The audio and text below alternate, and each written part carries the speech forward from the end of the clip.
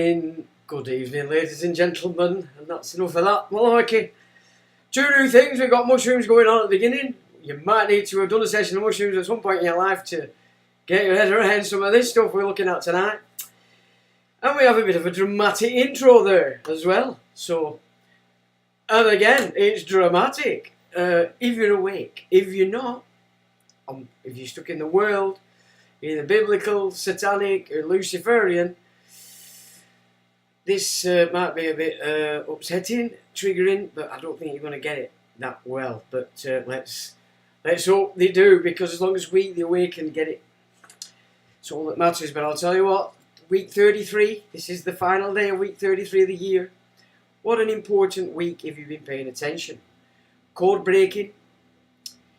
I've had a lot of data outside of my normal run-of-the-mill stuff that I've had to munch and chew on, which, in all truth, I can see it as real, and it's terrifying to the point that the NHS, all pharmacies and all doctors associated with it needs to be closed down with immediate effect. And that is not being said lightly, but we're not going to drag on with that. But I'm just saying the data I've had this week is really not good at all in relation to what's actually been going on and is going on. Not so much with the bug script, but in the background in relation to hiring and firing. Worrying to say the least, and it's only going to get a lot worse. Code breaking. Jason Brashears has only gone and done it, in my opinion. Oh my word. So, of course, I don't know whether you saw the image at the beginning of this, the four horsemen of the old apocalypse. But you have to remember what the apocalypse means. It's not Armageddon. It's the revealing. All things are going to be revealed during this apocalypse, if you're paying attention. And that is the key to this.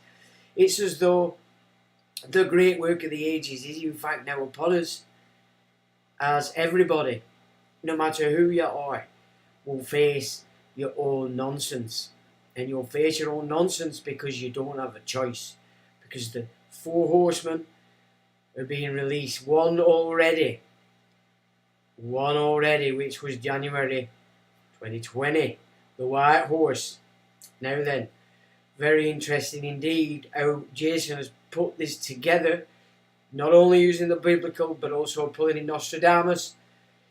And I have to say, having studied Nostradamus in the past, this guy has been given the key this week. And it's the only news on the table that folks need to really come to grips with, because, and especially if you've managed to switch cotton on to some of the stuff I've been talking about, then it's not something you really need to fear. The fear comes in the people as it opens up and is shown them, this is what's going on. Yeah, 2020 prime example, complete break in the entire global gig, was it not? And everybody had to pay attention. It was a program shift in its absolute, and more to the point, if you go with the Greek translations as opposed to the English, or even the Latin, you can see what this really is. And I've spoke about this before, that the one they call the pale horse is a mistranslation, and it's obviously deliberate, but it's actually green. And so I've presented the idea we could be looking at, is this a signature of the green horse that they're pushing, that they appear to be pushing upon us? But according to what Jason's pulled together this week, no, not quite. All the things are all in the mix. But ultimately, these four horses as they hit, with a span of 4 years, interesting, number 4 being the missing number in the Fibonacci sequence. So it's the unknown until it happens. It's happened, the first one. Did you pay attention? Have you learnt anything? Have you recognised that everything you believed, everything you thought of yourself, your education, the pride you had in everything that you'd copied, led you to zero, a big fat zero? And if you danced, well, you learn it the hard way. But there's 3 more to come. And of course, he also synchronises this with the 7 seals being broken. So of course, seals are used in important documents, so they're not. We know that through law. Any judge's communications, that's a seal on it. The court, if it's a real court, doesn't have a court logo on. It has a seal. So when they come at you saying it's got a court seal on it, they're committing fraud. You might want to remind old Plod there. That's one point of fraud. Your second point of fraud that you can prove quite easily is to get the name that they're saying is signed off by a judge and go and check it on the judge's register. If it's not, you've given the police 2 counts of fraud. Who's going to be marched off? Yeah? You just think about it like in like this way. So seals are what's placed on high-end important documents. So the breaking of the 7 seals, which it is of course, but we're dealing with the 4 horsemen. So we're only going to, it's just the 4 seals. If you look at it, it's the book opening to say to you, there you go. This is what's happening really, not what you've got cracking on in your map. Okay? First one being White Horse. Jason presents that as your first sign of Apollyon. He takes it back to 2012. Now, I haven't got much 2012 on this website I've got today, but let me assure you, back in the day, my websites were full of it. Absolutely full of breaking down the coding, the narrative, the programming, the telegraphing that it was doing in relation to future events. But remember as well, it just been on the back of the bird sick. So the symbolism that we got in the 2012 Olympics, which was all about cots, babies, medical, etc., etc., ending on the phoenix, was right in everybody's minds. People didn't really recognise it because they thought it maybe have been symbolising what had been, but no, this was projecting what was to come. First horse. We saw the big monster, did we not? There over the old flea bags, that's Apollyon. So there you go. He also cites Trump as the precursor.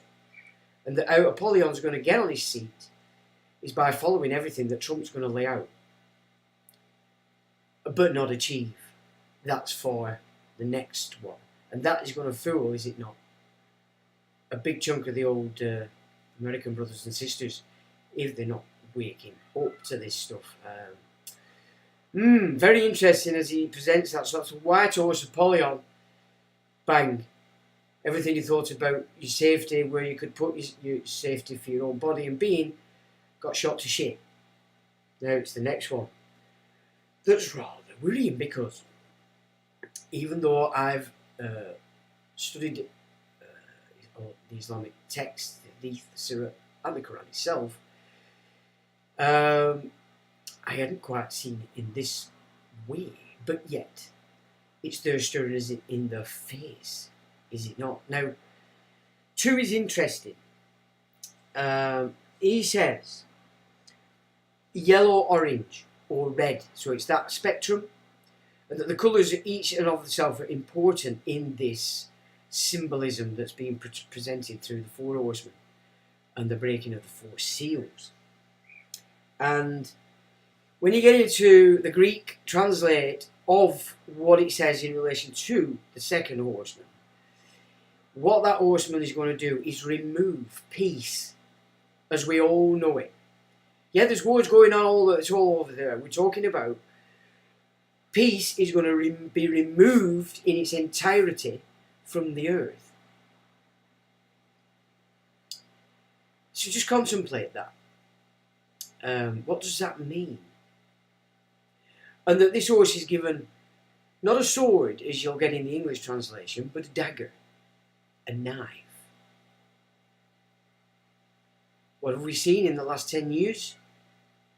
In most cases afforded to immigrants, guests, not necessarily people born and raised here.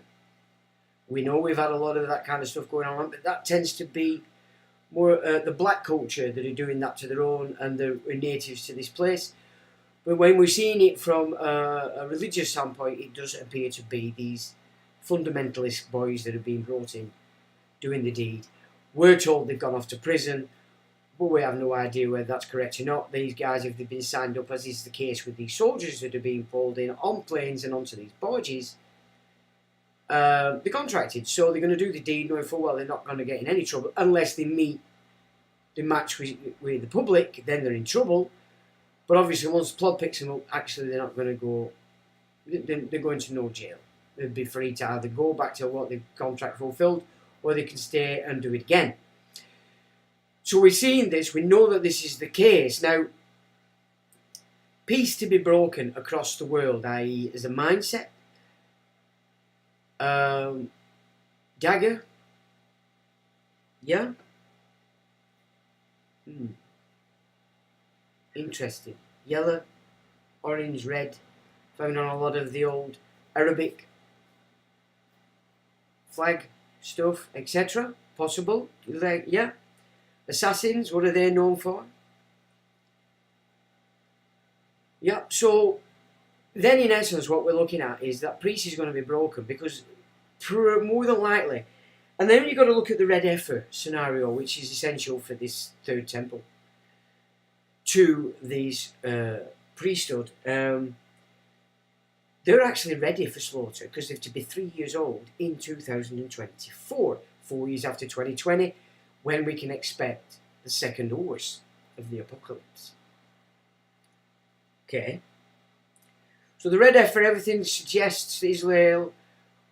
Well, let's not call it Israel because Israel's a place full of Jewish people, yet its government and governing force is nothing of the kind. When you actually look at it, who they are, they're actually all out of Russia, and they're not in any way, shape, or form Jewish, or even claiming to be. Okay? So that's what we've got to look at it, rather than see people. Like we have to do with all nations, we have to see there's a difference between people and these idiots that are running the show, all interconnected, all being run from the higher forces, but equally all playing the part in what we're to see as real, but really is just theatre. It's us that make it real or not. So if Israel's going to push this third temple, which would suggest so, with the red heifers, 3-year-old next year, they have to be 3. Yeah? Then if they're going to do something rather silly, then of course, what is going to be called in the Islamic world? The Jihad. It will be called down. Okay, now it is a duty incumbent on all Muslims. However, when you get into the nitty-gritty of this, you see, this is where we have to fall foul and see every Muslim as playing in that mindset. Just in the same way, you have to look at all Christians playing in that same mindset. Because ultimately, Christianity has had an encroachment, and Islam has had an encroachment. Radical Islam to the Muslims, and Zionism to the Christians. Yeah? Your older and accepted institutions that represent each of these bodies are no longer in control and no longer have any power. The power has been shifted into the fanatical side of it. On all sides, it had to be for the Third World War, as proposed by Albert Pike to Mazzini way back after the American Civil War. And people say, oh, it's not true, it's not real. It is. It was ruled a forgery in a court, and a forgery, of course, is, because we're smart here and we understand what words mean, is a copy of an original. So we knew that it had been found. The guy was struck with lightning, the messenger. That's how it came into the hands of the normals. And if you've ever read them, yeah, it's to a T the 20th century and up to today, without question. There's no question about it. It was the blueprint, and we can now see the historical action of it throughout the 20th century and up to 2023. So it's a pointless effort to try and rebut it as not correct, because it is. And it's still worth knowing and reading today, because there's still a lot of data in there that it will weigh up in different, depending on where you are in the game. So let's say the second horse is coming and peace is going to be removed from the earth. That's what it says. So for peace to be removed from the earth, that would mean 2 major blocks would have to come into collision. And, you know, I've studied the military ideology as it's said to be jihad. So I know how it works, I know where the mindset is, I know what kind of stuff they'd be doing. You look at what's happened in the last... Since George H. Bush invaded Iraq, there's been a shift in mindset in the Muslim nations, because from that, you know, the West were incurred all over the show and killing people en masse. So that was the kick-off point for it, without a doubt. Of course, you can go back to colonialism, etc. It's always been there under the surface. But what we're saying is we're getting into these times. The second horse is going to be released next year, and peace is going to be removed from the earth. That's a serious, serious message. So that people can realise that, hang on, everything you believe, everything you think is bullshit. It's garbage. The fifth column in our nation, especially this one, it's been built up for such a long time. Unfortunately, not everybody that we've accepted in our communities has been operating as we'd expect. That is going to be the shock. Make no mistake about it. So again, on the back of the other first horse, still continuing, and going to continue through this winter and on throughout this 4-horse period, because each one, as it's activated, is still concurrent, still running in the background. Again, it's all about how fixed are you to this world. How fixed are you to this world? Because if you're fixed to this world, even in a little bit, one of these events is going to trap you. It's going to take you by surprise, and it's going to grab you, and you're going to be out of sorts. You know what I'm saying? To be awake to this is the prize, i.e. it's not a shock. It's a shock when it happens, like the other one was, but what I'm saying is you're ready for it, your mindset understands it, has points of reference to know what it is, rather than what's being spewed as it is. So you're in a good position. You're not fixed in. You can see it, you exist, you're in the world, but not of it. Biblical, satanic, Luciferian. I mean, that's breaking it down just to the Trinity, because that's everything works in the three in this gig, because that's how it works, especially biblical. So there you can see that that's going to be called down. Now, your real Muslims understand what jihad means. It basically means you have to up the struggle against the forces that's from within their own, and that's from without in other cultures, etc. That's what jihad means. Now, when you take the Arabic version, it's totally different. Totally different. And of course, you get into Nostradamus, and a big part of this madness that we're going to suffer across Europe, which is why they've all been put there, so that this battle between Zion and fanatical Islam can be carried out across Europe, while the world watches, like we've watched when it goes on everywhere else. It's no different. Come back home for us to see, to face and reckon with this, because generations past haven't reckoned with it, or if they have, they've reckoned with it according to the narrative that's been pushed out from the very forces that have made this happen for thousands of years, called the Great Work of the Ages, if you're of the secret society mindset. So let's just have a look at what jihad actually means.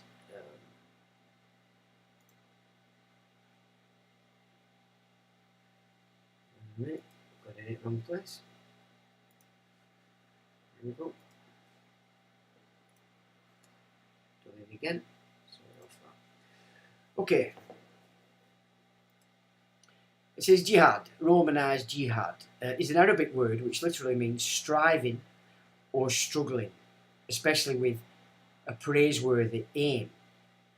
In an Islamic context, it can refer to almost any effort to make personal and social life conform with God's guidance, such as a struggle against one's evil inclinations, proselytizing, or efforts towards the moral betterment of the Muslim community, the Ummah. Though it is most frequently associated with war, that's the fanatical side, or the Arabic. It says in classical Islamic law, Sharia, the term refers to armed struggle against unbelievers. This is where I said before that the Sharia, which is what Muslims submit to, in my opinion, from my studies, isn't actually in sync with the spirit of the Quran. But that's not for me to decide. That's just what I saw. And as I said, I know a lot of Muslim people, and I'd be happy to present that to them so that they can make the choice. It says, while modern Islamic scholars, in classical Islamic law Sharia, the term refers to armed struggle against unbelievers, while modernist Islamic scholars generally equate military jihad with defensive warfare. In Sufi circles, spiritual and moral jihad has been traditionally emphasised under the name of greater jihad. The term has gained additional attention in recent decades through its use by various insurgent Islamic extremists, militant Islamist and terrorist individuals and organisations whose ideology is based on the Islamic notion of jihad. It says the word jihad appears frequently in the Quran, with and without military connotations, often in the idiomatic expression, striving in the path of God. Conveying a sense of self-exertion, they developed an elaborate set of rules pertaining to jihad, including prohibitions on harming those who are not engaged in combat. In the modern era, the notion of jihad has lost its jurisprudential relevance and instead given rise to an ideological political discourse. While modernist Islamic scholars have emphasised the defensive and non-military aspects of jihad, some Islamists have advanced aggressive interpretations that go beyond the classical theory. Jihad is classified into integrated jihad, which involves a struggle against one's own base impulses, and external lesser jihad, which is further subdivided into jihad and the pen-tongue debate or persuasion, and jihad of the sword. Most Western writers consider external jihad of primacy over inner jihad in the Islamic tradition, while much of the contemporary Muslim opinion favours the opposite view. Gallup analysis of a large survey reveals considerable nuance in the conceptions of jihad held by Muslims around the world. Now we're in a minute. So we're at a point where it did specify that it was an Arabic belief, that it were more just classed to war. And of course, the Arabs are mentioned a lot in the curtains of Nostradamus. So there you go, there's two sides to jihad. But of course, if peace is going to be wrecked, then I would suggest for Islam to just burst out in full jihad against anybody and everybody wouldn't be in the spirit of the Quran. So that would put them, according to their own doctrine, as kafir. So that's another danger that I think people would need to express. But the fact that it's knives and daggers, rather, is telling, is it not? So it's not an all-out war, as it were, across with guns, etc. But the problem I think we have today is the fact that you couldn't put your safety in the hands of the governments, the police, the militaries, etc. You couldn't do it because they're the ones that have facilitated this position. If the natives picked up on this and reacted against them, that wasn't defensive, I'm talking, of course, on our streets, then you could guarantee that it would be the natives that would be whisked off and away. Yeah. A bit like what was going on in Germany, actually, because it were classes against the Jews, but actually it were Freemasons, it was homosexuals, political people, known Middle East Jews, apart from Ashkenazi, and journalists, etc. Anybody that were basically classed as, they were the ones that were being put in the nick, all the while history tells us and the media were saying it's all against the Jewish fraternity. It was indeed, let's not kid ourselves, and there is evidence that's actually available that up to 900,000 were actually lost their lives in the camps. So we don't want to be taught, we don't need to expand on that, but this is how they roll. They set something up, the world sees a picture because the media's spinning it, but actually what's going on isn't what's actually going on. And we can get an insight to that if we look at what happened in Yugoslavia. It says, so this is a piece, I'll tell you it is in a moment, but we'll just get to this for I'll probably lose it. In Bosnia, US leaders supported the Muslim fundamentalists Alija Azekbegovic, an active Nazi in his youth who was called for strict religious control over the media and now wants to establish an Islamic Bosnian Republic. So this is going back quite a few years. Izbetgovic himself does not have the support of most Bosnian Muslims. He was decisively outpolled in his bid for the presidency, yet managed to take over that office by cutting a mysterious deal with forerunner Fikret Abdik. Bosnia is now under IMF and NATO regency. It's not permitted to develop its own internal resources, nor allowed to extend credit or self-finance. through an independent monetary system. Its state-owned assets, including energy, water, telecommunications, media and transportation, have been sold off to private firms at garish sale prices. So initially, it was US were supporting these Muslims, and what they did is arm them and then encourage them to jihad. And then one night they just all started attacking all the neighbours and killing loads. That's what actually kicked off a lot of the massacres that came on top of that after by the natives. But that's not how it was reported, and NATO bombed the victim side. Now, yeah, everybody were a victim in that. But ultimately, if they can be persuaded that jihad is in and on, not by NATO of course, but by NATO allied, I would presume, imams, then it can be achieved that they will actually carry out that command if they're looking at it from a military standpoint. But of course, here we're talking dagger, so we already know that's a favoured weapon, so we don't have to even debate that. It's a fact. It's been going on for quite a while, and it is getting a lot worse. Let's make no mistake about it. So we can expect the second horse. So now we are looking at this and saying, okay, we're now aware of this. Yeah, we're aware of this. You know, and as I said before, map territory. The less you're fixed to the territory, i.e. enveloped in it, what's manifest out there, but actually isn't coming from within, it's got nothing to do with you as an individual being, unless you're copying it, you're in it, and you want to support it, then you're in it. But if you've pulled back and can see that that's all what's on the outside, there's no, how could you possibly then get involved in that? How could you pick a side for a start?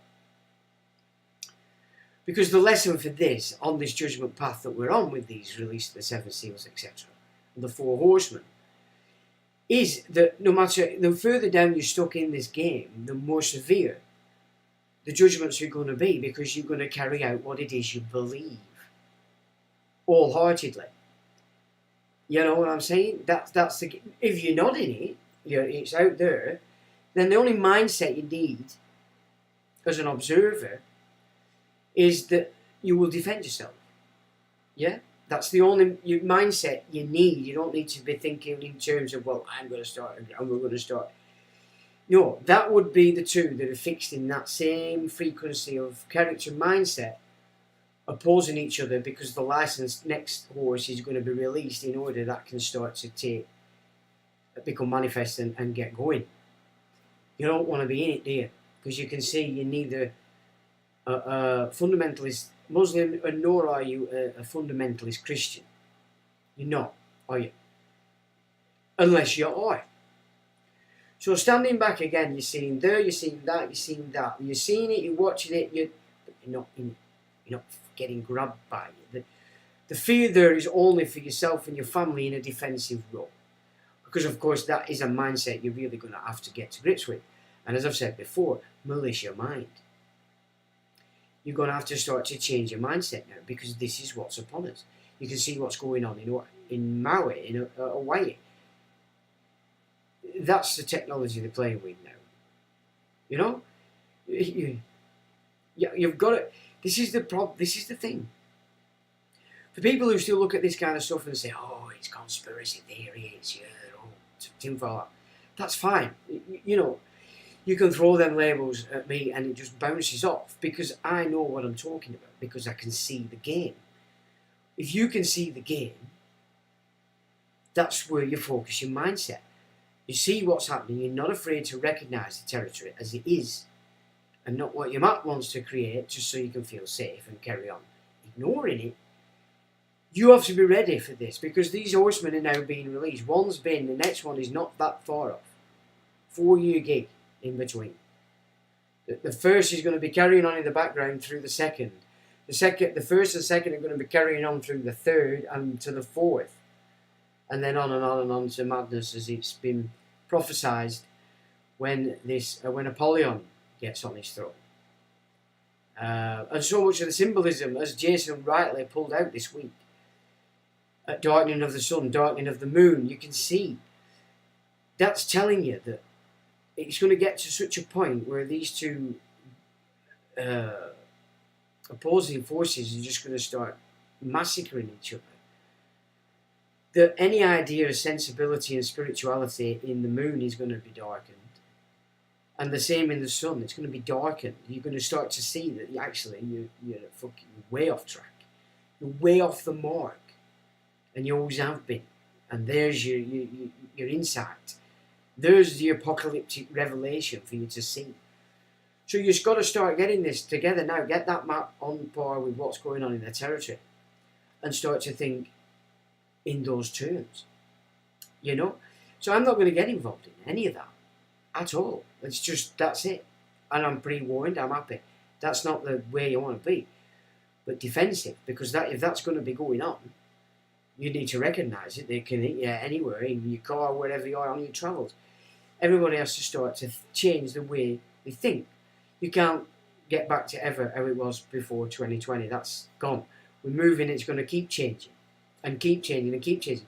And you're going to rise or fall based on whether you can keep it going and adapt. You know, adapt. By whatever means you've got. You know, don't sit there thinking, oh, well, I need a farm out there. Never mind that. You don't. That puts it way about and outside of your ability. Think in terms of what you can achieve, what you can change. You know what I'm saying? Prepping your offspring, etc., etc.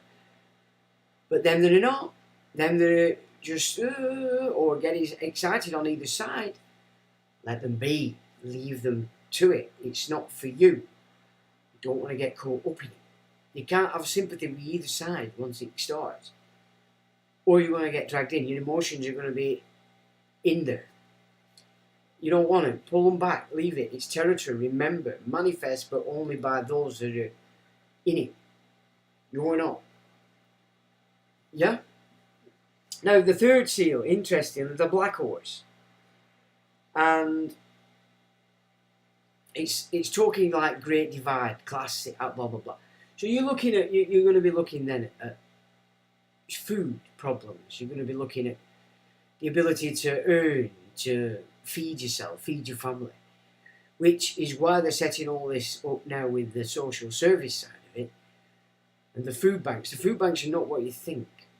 They're really not what... They're there to stop you thinking outside the system and its piffle that it offers you. But you've made it real. You've made it now solid inside this system.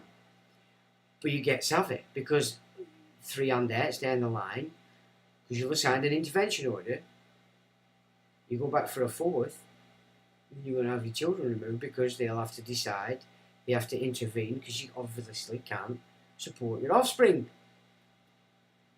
You've got to see these pictures, and this is set up, so this is the one after, so 2028. So by 2028, they're just going to screw, I mean, they're doing it now, but by 2028, when that kicks in, bearing in mind the dagger and peace broken is still in there, and also is the initial one with the White Coat Brigade. White horse, white coats, yeah. You see? So it's all colour coded as well.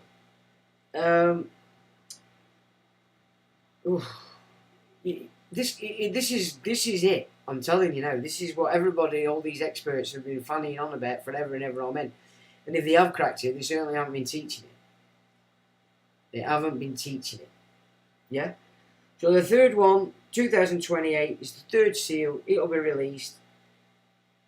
It'll tell you, you're depending on this system to feed you shit. You give it control of all your amenities, your utilities, your system in general. Wake up call. Wake up call again, isn't it? But only for those that have had enough off the first two and are starting to think, well, hang on a minute, it's got to be by now. If you're awake like we are on here, we're awake before it even kicked off. You know what I'm saying? We have an advantage in that sense that we're not going to get dragged into it on our own volition. You know what I'm saying? We'd have to be dragged into it because it was an attack by or whatever.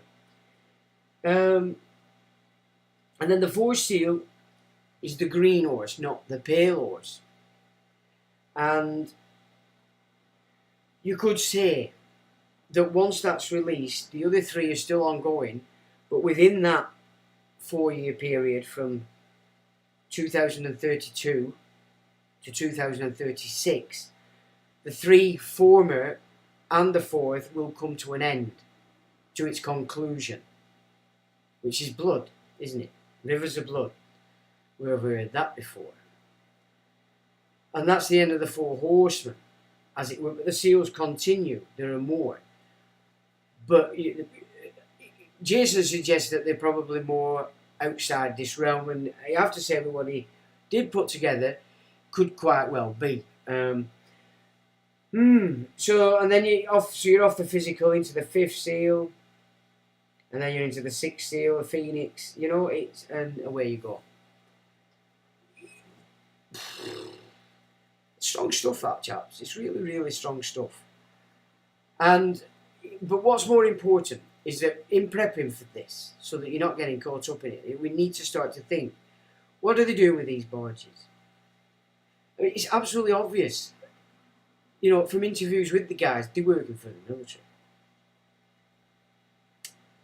You know, that's going on all over the show, because apparently once this jihad is called, this is a permanent state.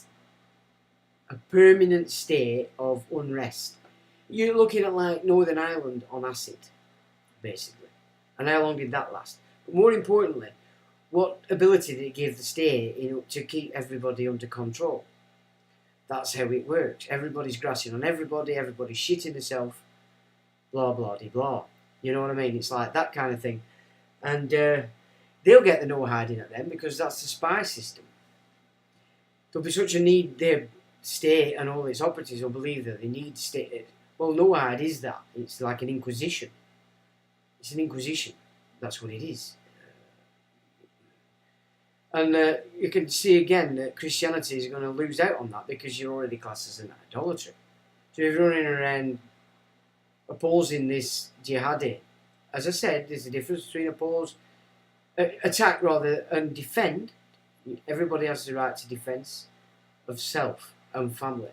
That's a natural right and a natural law, which it wouldn't be in us. You know, everything that they've been doing is saying, no, you get rid of that, we'll do it for you, duty care and all that like it. But I'm guaranteeing you, once this kicks off, and it's not a case of if, it's when. It's cited for 2024. As you can all see now, the powers that really be do in fact have full control of the entire world. You're fixed to that world, yeah, it's going to drag you one way or another. So this is what he's actually put together. Where is it? So this is his paperwork, and so if I can just go through this pretty quickly, he's got two sides of the pyramid, and he's showing that each date a set that he's based on his count, you can take back to another time, and then you can see that it mirrors what happened before.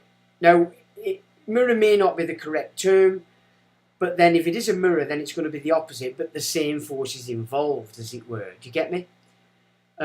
So that's interesting as well. So your first seal, he says, Horseman Apollo, Pharmakia, the first beast and the lion. Seal second, Horseman, the young bull, which of course the red heifers, remember, would herald it in. Black scales, immense divide. Sorry, this is the third one. 2028, third beast, man face, black scales, immense divide between rich and poor. So you're going to have your poverty, you're going to have starvation. And with the fourth seal, four Northman, 232, the beast, the flying eagle. Green pale, 25% population suffer violence, famine, disease, and all that goes with it. 5, it says, beyond construct, victorious souls are rewarded, new avatars. So that's where they get their, what do they call it? Well, jumping off to spacemen, these evangelicals, I can't I nearly said it then. And then 6 is the Phoenix event and the 7th seal. 240. And we don't really know what to expect there anyway. So he has it down and says, as the wise awaken, the seals and cylindrics unveil a worldwide Islamic Christian war until extinguished by Phoenix when it darkens both sun, Christianity, and the moon, Islam. So this kicks off next year and it goes on till 2040. So much better to get your mindset around it now and start to prep for it and make sure that you're not going to get caught up in it. Yeah, because it's going to go on for a long time. So there's no trust, that's gone completely. Peace has been removed from the earth. And it's an interesting file that to just get a look at if you understand this stuff. If you don't understand this stuff, you probably understand it now after tonight better than those that have been studying it all their life, because of course they've been copying the interpretations given out by that lot out there as opposed to applying yourself and allowing your own being to tell you what it means. Golly. So there's a dramatic intro, and the mushrooms, you might need it to have some at some point in your life if you're going to get a grip of that. Now then, what's the lot saying? And Jason looks like he's stole the show there. But we know says hello. Well, we know he's got eyeballs on. I think that we're down to tunage. Jace says, good day to you, Jace. You were up early. PY Music, evening, all nice sounds shown. Nice one, kid, thanks for that. I wrote that about 2006. And I've got myself a CD thing that I could put the files on the computer and I've been able to have a play about, which has been quite interesting. I'd forgot what I'd written back then. So it was very sad. I must have been in a fucking sad place, I have to say. Anyway, but it's quite something. It's really good. But my best one I did, I can't find it. It's gone. Public notice as, what in the world is that? I don't know what that is, my old China. Guitar Girl, great new intro and optics shown. Evening all, good evening, thanks, Guitar Girl. The truth is sovereign, I shown and all. Hello to you, Sure Logic, evening. David Gregg, evening all, with the big muscles, the lining, and the love hearts in the eyeballs. I forgot. Anita says, good evening, everyone. Good evening to you, Anita. June Gower. Good evening, all, and a thumbs up. Good evening, June. Jay says, JB's presentation does seem to add up. Ticks all the boxes type of thing. Yeah, and you can tell he's had this epiphany this week, so he's going to really go to town on it. And he's basically said, forget his other stuff, this is where it's at. And I'm up to agree. Because anybody that's half awake, just focus to that, because that's exactly what's coming down the line. And next year you're going to get this no more peace.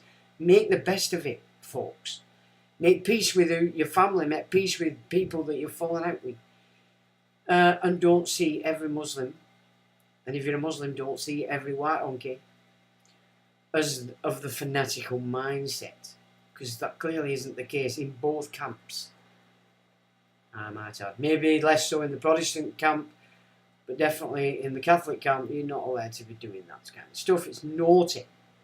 You'll be putting the naughty going, won't you? But you won't. You'll just be stuck in it, and it'll go to its end for you. So you could say the 5th seal after the 4 horsemen. Once you reach that point, if you're an arsehole, you're an arsehole, and you're not going to get to change. And if you're good, you're going to be good. There's going to be a cut-off point, and who you are at that point is exactly where you're going from the rest. So that's another point to keep in mind. We'll go. Mew Pit says, Jason's podcast was awesome. He's done 2, actually, a short one, and then the big live he did the other day. Watched them both. I added the green translation for him. He did get it, so that's good. Yeah. Good evening to you, Mew.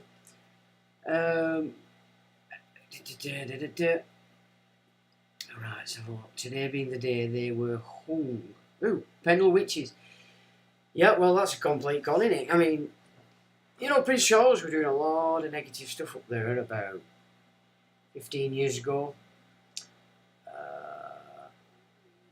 Yeah. Yeah, because Nelson, believe it or not, in Lancashire, little town called Nelson. Nelson, it's a big name, isn't it? That's the centre of this dark shit round here. And I've been exposing that for many years. That's where it's centred. And Charlie Boy, as Prince of Wales, we're running it. And yeah, and have you noticed? You know, you're getting all these bots everywhere on Twitter just pretending, putting up Prince William this, calling him a worthy king. I mean, what's he ever done that anybody knows of to be worthy? What? What's he done? Absolutely shag all. You know what I'm saying? Anyway. So it's actually the old... Yeah, well, I mean, one of the girls, she had land. Magistrate wanted it. There were two of them at it. And the others got mixed in and they shouldn't have done. I can't remember names by off. But Pendle's a lovely place, by the way. Anybody that's never been up Pendle, where the witches, so-called, lived and were hanged in Lancaster Castle. Yeah. Well, I can't remember the magistrate's name, but she'd inherited land and he wanted it. And that's what they're doing with a lot of these women. Any of these women that had inherited off their husbands were being stolen. So they obviously then, it would a godsend. The Venetians puppet James I, putting it out to attack the wise women as witches, because it served them well for a very long time in gaining land, getting rid of people that were keeping people sane, you know, and keeping people healed like they used to do. Full-blown attack. It's not to say there aren't dark witches, there are a lot of them, and I've, unfortunately, come across quite a lot of them. So they do exist and they're there, and some of them are quite potent. A lot of them aren't, but some of them are. But the ones that are potent, you have to drag them in even further. Keep them going so that when it does kick back, it's a lesson learned and they can't change it and it's game over. Sounds like fun. I've detached a rib. It's opposite of fun. How the hell have you done that? You play rugby. And see that the lionesses are not, they're just pussies. Mere little pussy cats. So the girl is as shit as the boys. Simple as that, innit? Serves them right for kicking bags of wind around and thinking it's important. It's important to roam because that's the entertainment to keep you all diverted. And just as the males would think, you know, they'd had it took off them, didn't they? They got it took off them. Can't have it, Premier League. It took yonks before it started coming back together. It gives the councils all the ability to reset up the local team and nick all the land as a trust. Exploit that. More importantly, it started to get the males off onto the diversions again, and it were flagging, so now they brought the flea bags out. The girlies. To bring it back. And they failed miserably. Well, that's good. Because the last thing the lighties need today is to be focusing any attention on kicking bags of wind around. At least not to the degree they used to do. Watch it by all means, but then start getting in reckoning with what's going down on terra firma, the territory, and program the map accordingly. You've detached at the spine. Ooh, sore. That's going to take a long time to heal. What did you do? Shit, man. Old damage revisiting. Ooh, man, that's a bit shit. Anyway, Kel says, first seal already broken, white horse, white lab coats. Yep. Bow indicates piercing or injection. It does, the arrow. You are quite right. Speaking of everything, Oz now is soccer mad kind of instantly. It's almost scary how fast the mob is turned to something new. Yeah, well, there was somebody put an ace picture up on Facebook. I was laughing, belly laughing. I couldn't stop. And it was a picture of a TV with girls' football on. A lad with football socks on, his pants around his ankles, and you can guess what we're doing. And I just thought to myself, that's exactly what most lads are going to be doing. They're not watching football. They're trying to look up the skirts. I just couldn't stop laughing because that's so right. That's so exactly where boys are at. Anyway. There we go. Let's Let's have a look. Kel says, so is England, America, etc. Bread and circuses. It's well worn since Rome, exactly. It's not the size of the dog in the fight that matters, it's the fighting of the dog. So you guys are chit-chatting. So, Kel says, I watched a skinny drunk Aboriginal guy once knock out a huge Islander. The Aboriginal looked like he was swimming the 100 metres, whereas the Tongan was swing huge haymakers. Okay. You were there all right. Okay, there's a lot of chit chat going down. He's an interesting cat, is old Jason. That's very true. Replacement, yeah, that's exactly what's going on. But you have to. This is the trap, you see, like they did with the Germans. As soon as everything were okay until the then Jews started buying everything up and shoving it in their faces. Then they got the nod, and then they had it. But ultimately, they were just putting everybody in the camps, in the prisons, and all the rest. So it's a trip, it's a trap. You really have to be careful. You've always got to let see, if Israel kicks off, Islam here and in Europe can't start claiming over reality, we're kicking out your heads in because of Israel. It's got fuck all to do with Israel. We have nothing to do with it whatsoever. And that's right across Europe. Our governments have pushed it. But your Arabian friends are also in the mix with Israel. All the leaders of everything, Iran included, are all in sync with the government or leaders of Israel. The ones you can see and know and the ones you don't know. Even in Sean Boyle, says Lex, even into me old China. That's the Kalergi plan.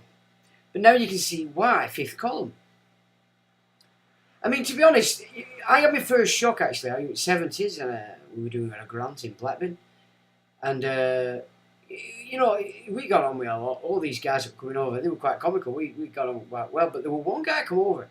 And I'd only been a youngster. And we were having dinner and he joined them. I don't know whether he'd just come over or what. But he did speak fluent English, so I'm not so sure. But we were sat there chatting. And out of the blue, he just said to me, yeah, we're going to breed you out. And I said, what do you mean? He said, we're going to take over and by breeding you out. And I'm like, it was the first time I'd ever had the inkling that there were some possibly not right amongst some parts of our guests. You know what I'm saying? But it didn't affect me. It didn't stop me from being friendly. It just did. But I was aware from that time that, hang on a minute, just be cautious because not everybody's got good intent. Solver Mist says, hi, good evening, Solver Mist. Right, so there were a couple of things I wanted to just show in relation to. Oh, you couldn't see that very well. My apologies, chaps. Can you see that? Yep. So this is just it's a report from, I think it's Independent, is it? No. One of my first edited, I can't remember what it's called, this, but it's not coming right there. Irish. No, I don't know. It's Irish something, I think. Maybe, I don't know. This is most of the asylum seekers so far housed on the government's controversial barge are not small boat migrants and arrived in the UK legally, the Independent can reveal. So it is the Independent. Ministers have claimed the Bibi Stockholm and use of military bases as accommodation would deter English Channel crossings, but the majority of those so far selected for the vessel arrived by plane. Yeah, which you can see, can't you, with the bags. They haven't come off on a dinghy. These guys have got bags, rucksacks, big bags, military. Yeah, military. So when this jihad kicks off, they're going to be doing all the dirty work. All others use regular passenger planes to reach the UK, with some claiming asylum at the airport shortly after landing, meaning they did not enter the country illegally. So hang on, I missed a bit. After speaking with charities and legal firms working with more than 30 asylum seekers ordered to move onto the barge of the Home Office, the Independent has been told that only 2 who arrived by small boat. I'm even surprised there were 2. A former Conservative minister called the situation extraordinary, adding the policy of reducing hotels is not working because they've got more people coming and they're still using them. Even though they've got the barge and have been talking about the tents and military bases and the rest of it, nothing has changed. People are still coming, so there's no deterrent factor. The vast majority of people who have boarded the Bibi Stockholm and those who successfully challenge their transfers, notices through lawyers are understood to have flown into the UK legally. Many of us entered Britain 9 to 11 months ago by airplane, an Afghan asylum seeker told the BBC. Some of us applied for asylum at the airport. We did not come by boat. An Iranian man now living on the barge told The Sun that he had flown into Britain 6 months ago and that others on board were mainly from his country of Afghanistan. His country, which is Iran and Afghanistan. Both nationalities have very high asylum grant rates. Home Office guidance states that people can be accommodated on the Bibi Stockholm for a maximum of 9 months, meaning that anyone whose claim is not granted in that time will have to be sent back to hotels or other government accommodation. Labour said so that means our accommodation. Remember, the government doesn't own anything. We own it. They're just administering it. Labour said the barge had become a symbol of Tory incompetence, while other opposition MPs accused the government of using sound bites that do not match reality. Shadow Immigration Minister Stephen Kinnock said the latest revelation that the majority of people staying on board the Bibi Stockholm arrived in the UK on a flight just proves it was never going to be an answer to the asylum backlog chaos. And the fact that government ministers have been touting it as such is frankly laughable. Mr Kinnock said the asylum system was going from bad to worse, as more boats arriving on Thursday pushed the number crossing since 2018 past 100,000. Yeah, right. Alison Thulis, the SNP's Home Office spokesperson, said the government should be working to properly process the asylum backlog rather than pursuing accommodation with major safety issues. Well, how would you do it if they keep piling in? They do talk out their arse. The number of people on the Bibi Stockholm who arrive by plane shows that for the UK government, stop the boats is more of a soundbite than a solution, she told The Independent. It's high time that this government dropped the rhetoric and focused on protecting the vulnerable people we have a duty to protect. Well, do we if they come illegally? No, we don't. The Liberal Democrats accused the government of headline chasing to distract from figures showing rising channel crossings and asylum claims, as it remains unable to deport anyone to Rwanda. Now, it says here, headline chasing. We don't have a duty to look after these people, and we'll know that after next year. We'll know that that's a complete and utter lie. You know, we used to put these people in prison, and that's exactly how it should be. Anybody that's in the prison for debt or for cannabis or just misdemeanours, get them out, put them in there. That'll be a deterrent. Oh, we need to get rid of the European Court of Human Rights for that. Yeah, we do. We do. The party's the first spokesman, Alistair Carmichael, said once again the reality of the situation is simply not reflected in the Home Office's soundbite policies. In April, shortly after Bibi Stockholm's use as asylum accommodation was announced, Immigration Minister Robert Jenrick claimed it would deter small boat crossings. We must suffice the entire system with deterrence. Right, so deter them. Put them in nick. Yep, put them in the nick. If they're genuine, they're still going to be happy that they're in nick. Aren't they? I mean, come on. It's just pretty ridiculous, really. We've had enough of that. What else did I have? Now then. George Soros to end most EU operations in radical shift. George Soros opens society foundations, which are now controlled by his son Alexander, will cease most of its operations in the European Union. Hang on.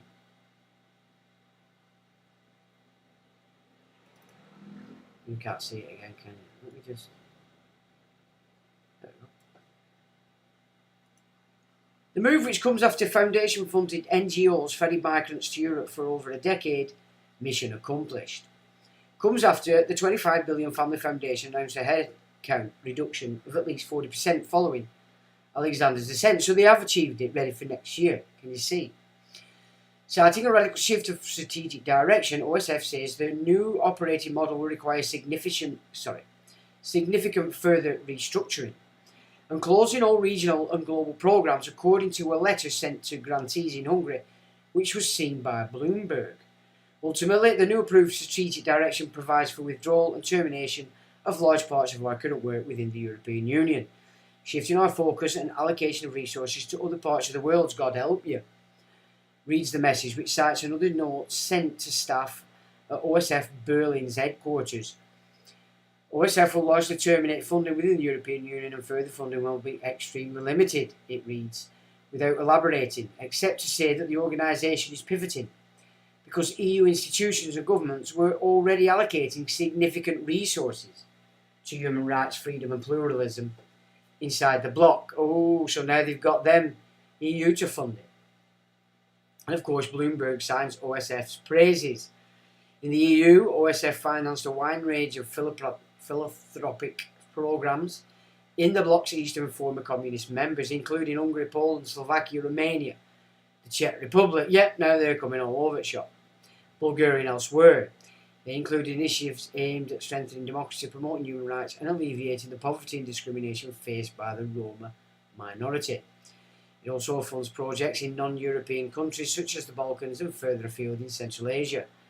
The organisation based its European headquarters in Budapest until 2018, when it moved to Berlin following a years-long campaign against Soros and the OSF's liberal values by nationalist Prime Minister Viktor Orban's government in Hungary. It also has offices in Barcelona, Brussels and Belgium, says Bloomberg. Over the past 3 decades, OSF has spent over 19 billion on various projects, including 209 million in 2021, towards projects in Europe and Central Asia region. Dum. So, mission accomplished. How's about a bit of that then? Now then, where are we? And then, can you see this? Let's have a look. You can indeed. You can see it. Okay, that's good. Now, this is very interesting as well because we've just looked at what's happened, haven't we? We've looked at the white horse has been released, the white coats and the arrows on the bow, Apollyon. And the second is to remove peace from the earth. Yeah, peace from the earth. But of course, I mean, majority of it's going to be in all the Middle East, North Africa, Europe, etc., etc. But wherever you find these communities, there are going to be those amongst them who are going to move to military jihad. So we have to be extra careful. And of course, our governments, what have they done? Disarmed everybody. Apart from criminals, because they can't catch criminals. You know what I mean. So it's not good, whichever way you look at it. It's clear. You don't want to get stuck in because your own security forces, peopled by a lot of these foreigners, are going to be picking you up and putting you on these barges and putting you in these super prisons. And if you're lucky, otherwise you're going to be on these fast rail lines out over to the way beyonds of Eastern Europe, even China. That's what they want you to pay for them for. Yeah, get you out here quickly. Air to sight, air to mind, just like the camps were in Germany. They were air to sight, air to mind, and most people didn't have a clue what were going on. But the ones that were really bad were actually in Poland. So, from my studies way back in the day. So, okay, Solvamy says, my mum is dead. Well, we're sad to hear that. Okay, no, somebody's been... Okay, I'm going to shut up. You just woke up at 6 AM, says Solvamist. Where are you, Solvamist? Are you over there in Oz? Okay. So, Cos says, sorry I'm late. I was building a new PC. It's fine, Cos, we don't mind. And we've got the old Sherlock Holmes gig on. I like it. Right, now, Inner Temple. So, we're looking for agenda, aren't we? Why has this country and America gone like this? And Europe, etc. Pretty simple. And we're going to look at this data from Will Zoll, the Prussia boy, yeah, Prussia Gate and all that. We've looked at his stuff before, it's excellent. I struggled to get on his website, so I couldn't do it off his. I've had to put his data with added stuff from me on the website. So it's all available. And it took me a good 12 hours yesterday to put this together because a lot of it is images. So here goes, folks. About the City of London Corporation, Inner City Temple Bar, and I found out a new feature in my website because I had to obviously do this. So my website's improving somewhat as well, and I didn't even try hard. How about that? Inner City. Recently a video surfaced featuring Dr. Jan Halper. Now there's a video here, I don't know where it's gone, it's disappeared. But we're not actually bothered about that, but it's a recent video where it backs up a lot of this stuff that's already we're going to look at here. And Trump's loving it, Trump's posted it on, and General Flynn's also posted it on, so they like it, it's exciting, they love it. And basically in that video we also got told that when Trump walked in front of the Queen, that was the symbolism for America will no longer pay the British Crown anymore for the help they gave them in the Civil War. Now, of course, that would help to get also to remove the power of the north of England, because the cotton and the south of America, not South America, but America, North America in the south, were pretty much industry all of themselves. So, you know, the Crown backed the Yanks in the American Civil War to also destroy the power of the north of England. Okay. Now, so we'll leave that bit. But so I've put this in because I want you to reappraise yourself with the trusts situation, so we can get a better understanding of why we're in this mess. The first trust of the world, Unum Sanctum, is one of the most frightening documents of history, and the one most quoted as a primary document of the popes claiming their global power. It is an express trust deed. The last line reads, "Furthermore, we declare, we proclaim. We define that is absolutely necessary for salvation, and that every human creature be subject to the Roman Pontiff." Creature, human, remember, not man. To be subject to the Roman Pontiff. It is not only the first trust deed in history, but also the largest trust deed ever conceived, as it claims the whole planet and everything on it conveyed in trust. The triple crown of Baal, aka the papal tiara and triara regnum. In 1302, Pope Boniface issued an infamous papal bull, Unum Sanctum, the first express trust. He claimed control over the whole planet, which made him king of the world. In celebration, he commissioned a gold-plated headdress in the shape of a pine cone with an elaborate crown at its base. Pine cone is an ancient symbol of fertility and one traditionally associated with Baal, as well as the cult of Cybele. It also represents the pineal gland in the centre of our brains, crystalline in nature, which allows us access to source. Well, it does a lot more than that. Hence the 13-foot tall pine cone in Vatican Square. Think about why the pontiffs would idolise pine cone. See Pharmacratic Inquisition. The first crown of Crown land. Pope Boniface VIII was the first leader in history to create the concept of a trust. But the first testamentary trust, through a deed and will creating a deceased estate, was created by Pope Nicholas V in 1455 through the papal bull Romanus Pontifex. This is only one of 3 papal bulls to include the line with the incipit for a perpetual remembrance. This bull had the effect of conveying the right of use of the land as real property, from the express trust Unum Sanctum to the control of the pontiff and his successors in perpetuity. Hence, all land is claimed as crown land. Thus, first crown is represented by the first SQV trust, created when a child is born. It deprives us all of beneficial entitlements and rights on the land. That's quite true. Now, in perpetuity, which is why this will probably be the last pope, because if it's going into the Noahide, it comes under the Sanhedrin. It's got nothing to do with the Vatican. And also, you've got to remember, the popes are the Holy See, i.e. the families that give us the popes. The Vatican, in and of itself, is a church. There is a difference, but because they're intertwined as they are, and people don't recognise that the actual power is the Holy See, because they're the families giving you the popes, the Vatican gets, when really the Vatican's just a plaything, as the Holy See, as is the city. The second crown of Commonwealth. Now, this is what Cromwell put in, and we're going to see in a bit that this is what Cromwell was doing on behalf of, you've got it, a pope. The second crown was created in 1481. Now remember, this is just before Henry VIII, when they changed everything they did over here. With the papal bull, Aeterni Regis, meaning eternal crown, by Sixtus IV, being only the second of 3 papal bulls as deeds of testamentary trusts.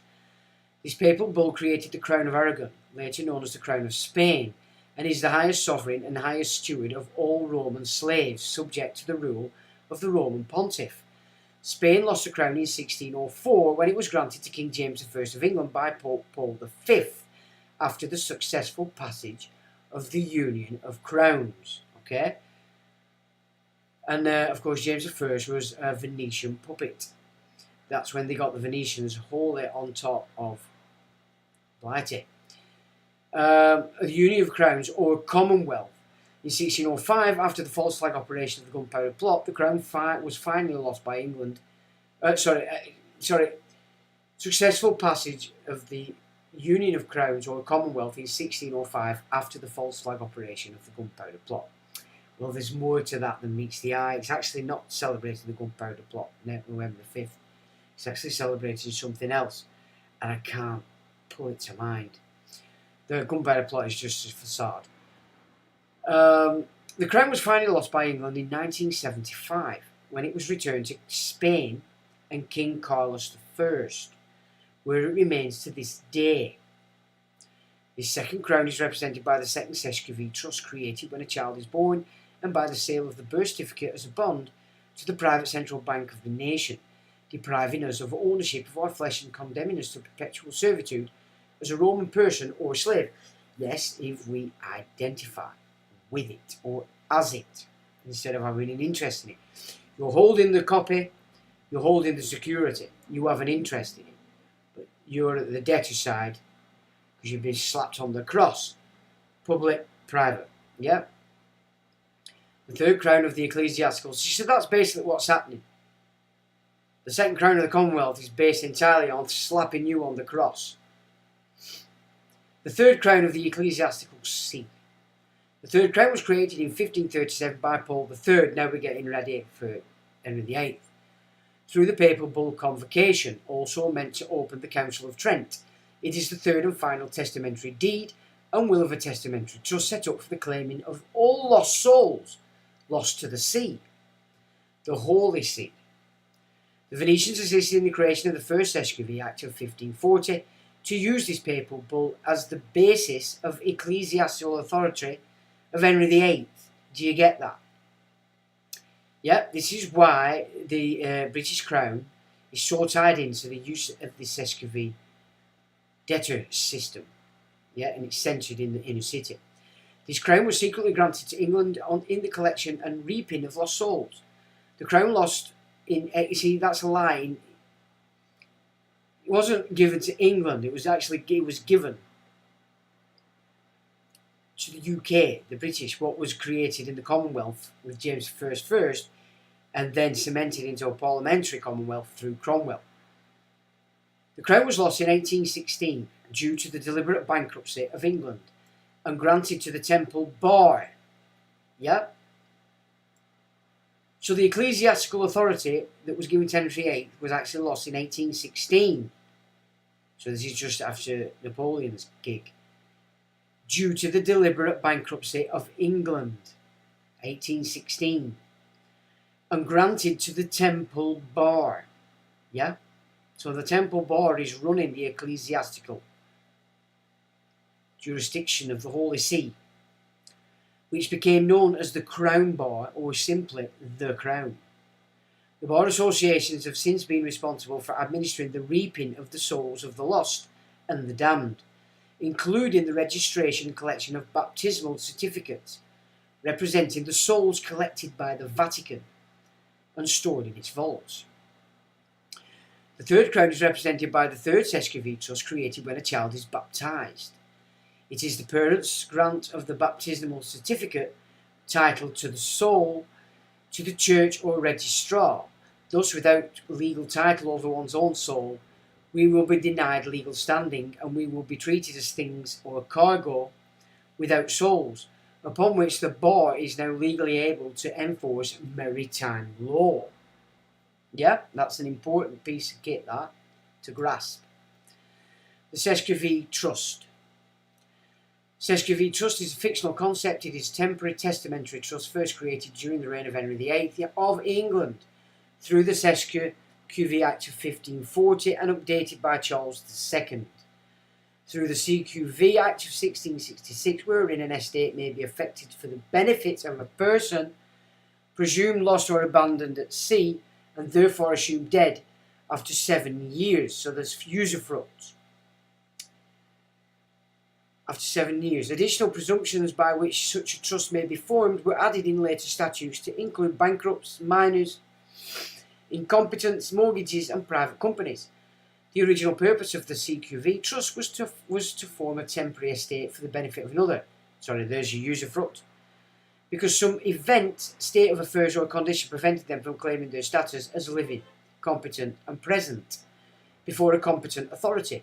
Therefore, any claims history... See, that's another important bit, that you were prevented from claiming their status as living, competent, and present before a competent authority. So they're all claiming themselves competent as authorities. And they actually are, but they're playing a pattern. Therefore, any claims, history, statutes, or arguments that deviate in terms of the origin and function of a CQV trust, as pronounced by these canons, is false and automatically null and void. A beneficiary under... Now this is important. A beneficiary under a state may be either a beneficiary or a CQV trust. Did you get that? A beneficiary under a state may be either a beneficiary or a CQV trust. Yeah, so in their system, their other trusts are the beneficiaries while we're operating on the ID side. You get me? This is a clever bit.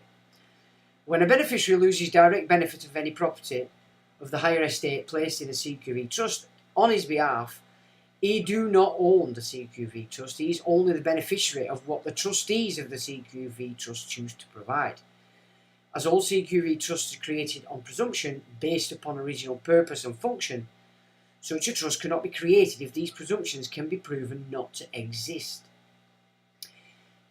Statutory declaration, or solemn declaration probably is the correct term, covered by statute. Okay. Since 1933, when a child is born in a state or estate under inferior Roman law, 3 CQV trusts are created upon certain presumptions specifically designed to deny forever the child any rights of real property, and rights to be free, and any rights to be known as man or woman, rather than a creature or animal by claiming and possessing their soul or spirit.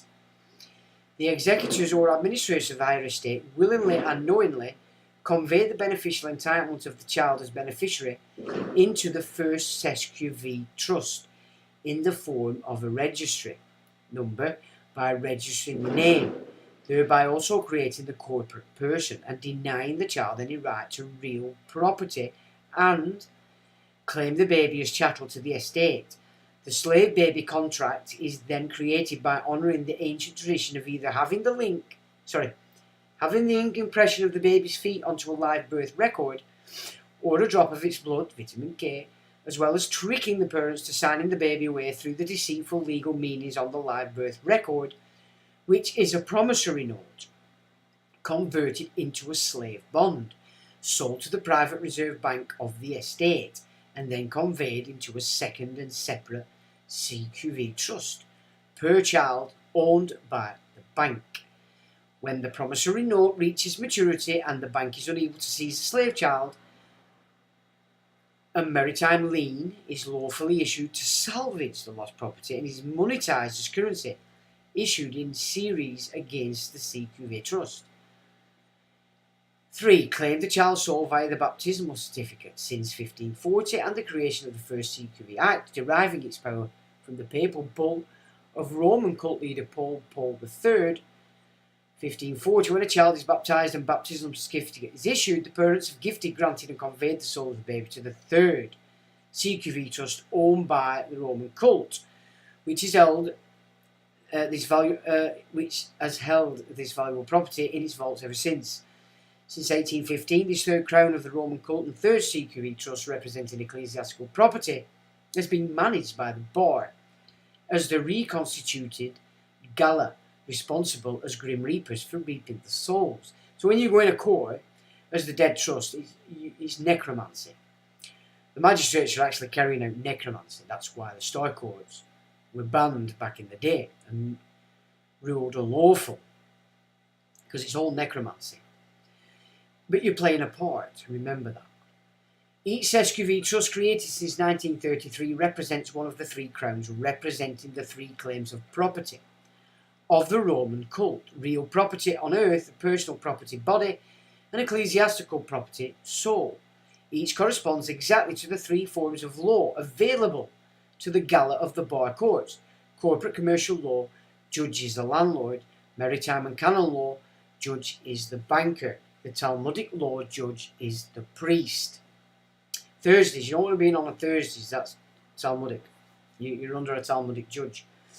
Now, I'll come and have a look at you guys, but now we're going to go through how the inner city of London were really created and by who. Because you're going to be surprised. You're going to be very, very, very surprised. And everybody should be, because it's just not what was put out there. Let's have a look. Where are you? So you guys are chit-chatting, that's fine. Have you got a note from your mum, says Jace. Have you got a note from your mum? By the road. It's important. Oh yeah, that's Dan prompted that. My apologies. There we go. New PC, nice. Let's have a look. I look forward to showing show every Monday morning. Good stuff. Even if you're in alert mode. Are you in alert mode there sometimes, Jace, my old mucker? What's the bow hide? Noah hide. What does Noah hide mean? Oh, well, it's changed now to commands, by the road. Someone says, interesting stuff, do all good stuff. I'm not a lost soul, I'm a living man. You are, but until you know how to undo the agreement that you're in by default, you are. See it that way, instead of going, hey, not fair. Understand the game, then you can see it, then you can change it. You don't have to get cross or angry. There is no frustration. Or if there is, it's just you not doing it correctly. Do you need a bit of paper to prove you're alive? I don't. I'm here. I'm chit-chatting. I'm gobbing off. The user front. This topic Sean's talking about is one of the most important topics I'm trying to get my head around. It seems such an unfair, archaic system. Old English child, fetus, infant, unborn or newly born person. See? Person. See? Person. Yeah? Can only deal in persons, all this beast system. Are you a man or person? Exactly. Man, male, flesh and blood, talking to you. Can you see me? What the fuck do you need ID for? Ah, they need that because they have to get the ID as the paper man. The dead one. Necromancy. So what they're doing is forced intercourse, by the way, when they keep at you for ID. That is forced intercourse. Now there's another term afforded to that phrase, and that is rape. Okay? So give that some consideration when they're forcing intercourse. I'm a slave baby lost at sea. A legal name is the name that identifies a person. Yes. You are a living beneficiary, your person is trustee. Jason Stock case is a living fact in Crown Court, as could not get him to identify as the legal person. That's the one. Right, on we go. This is interesting, by the way. You'll be better. It'll be good for you to get this in your mind. Corporation. This is Will Zoll of Pushagate fame. He says, before we deep dive into what transpired in 1971, it's imperative to know that about one of the oldest corporations in the world, the City of London Corporation. From its own website, it declares itself a sovereign square mile that sits within the United Kingdom. The City of London Corporation. Based in Guildhall, the City Corporation looks after and promotes the City of London. It is headed by the Lord Mayor, with the Court of Common Council being its main decision-making body. We are a uniquely diverse organisation with a role that goes beyond that of ordinary local authority. We have our own government, the oldest in the country, with origins predating Parliament, our own Lord Mayor and independent police force. Many people have travelled to London, will have walked through the City of London without realising that it's a completely separate jurisdiction to the rest of the UK. Even most Brits are unaware of this fact. Political writer George Monbiot offers us this stark line when talking about the Corporation of London. It's the dark arch of Britain, the place where democracy goes to die. Immensely powerful, equally unaccountable. He then adds that it's doubtful even 1 in 10 Brits knows it exists. Are any Brits nodding their head right now? What has this got to do with America? To begin to answer this, we must recall that President Trump once mused, "We are at war with a horrible, invisible enemy." It's worth noting that the City of London has a rather interesting nickname. City of London, capital of an invisible empire, and that's in Deutsche Wirtschaftsnachrichten. Probably just annihilated the old German lingo there, but you know what I mean. The British Empire still persists in the guise of the City of London. Yeah? And not, of course, let's forget the Invisible College. Yeah? Which you get when you go over here. So this is Miles Mathis, who I've introduced to before, and it's a part basically about this time, Cromwell, and it just is one of the main components of millenarianism, which we've discussed, had always been the Zionist desideratum of a return of the Jewish homeland, which by itself pretty much decides the question. Non-Jews would have no reason to put at the top of their list, and so we see that other parts of the millenarian movement were created by the Jew to entice Gentiles into doing their work for them. As we know, this is still going on. I don't have to provide a lot of footnotes for these assertions, since the outcomes by themselves are proof enough of the schemes and schemers. We don't need notarized documents when we have the incontestable facts that the ban on Jews in England did end with Cromwell in 1657. More than that, we have the fact that the interest banking in England began its rise at the very same time.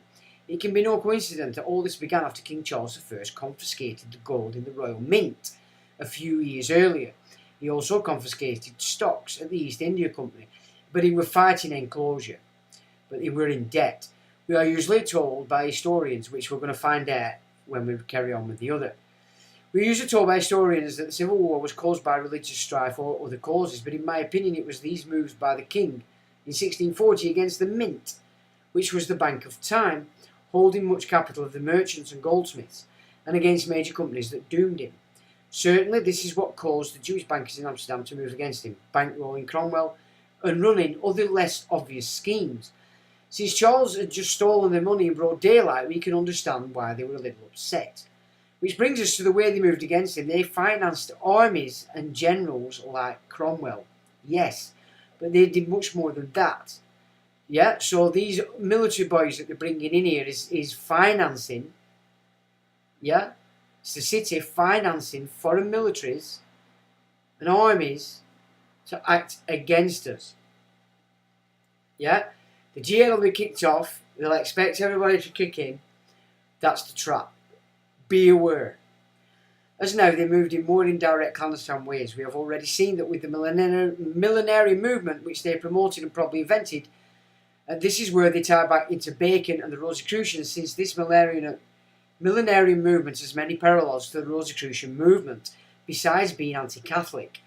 Both are said to be interested in hermetic knowledge or the occult.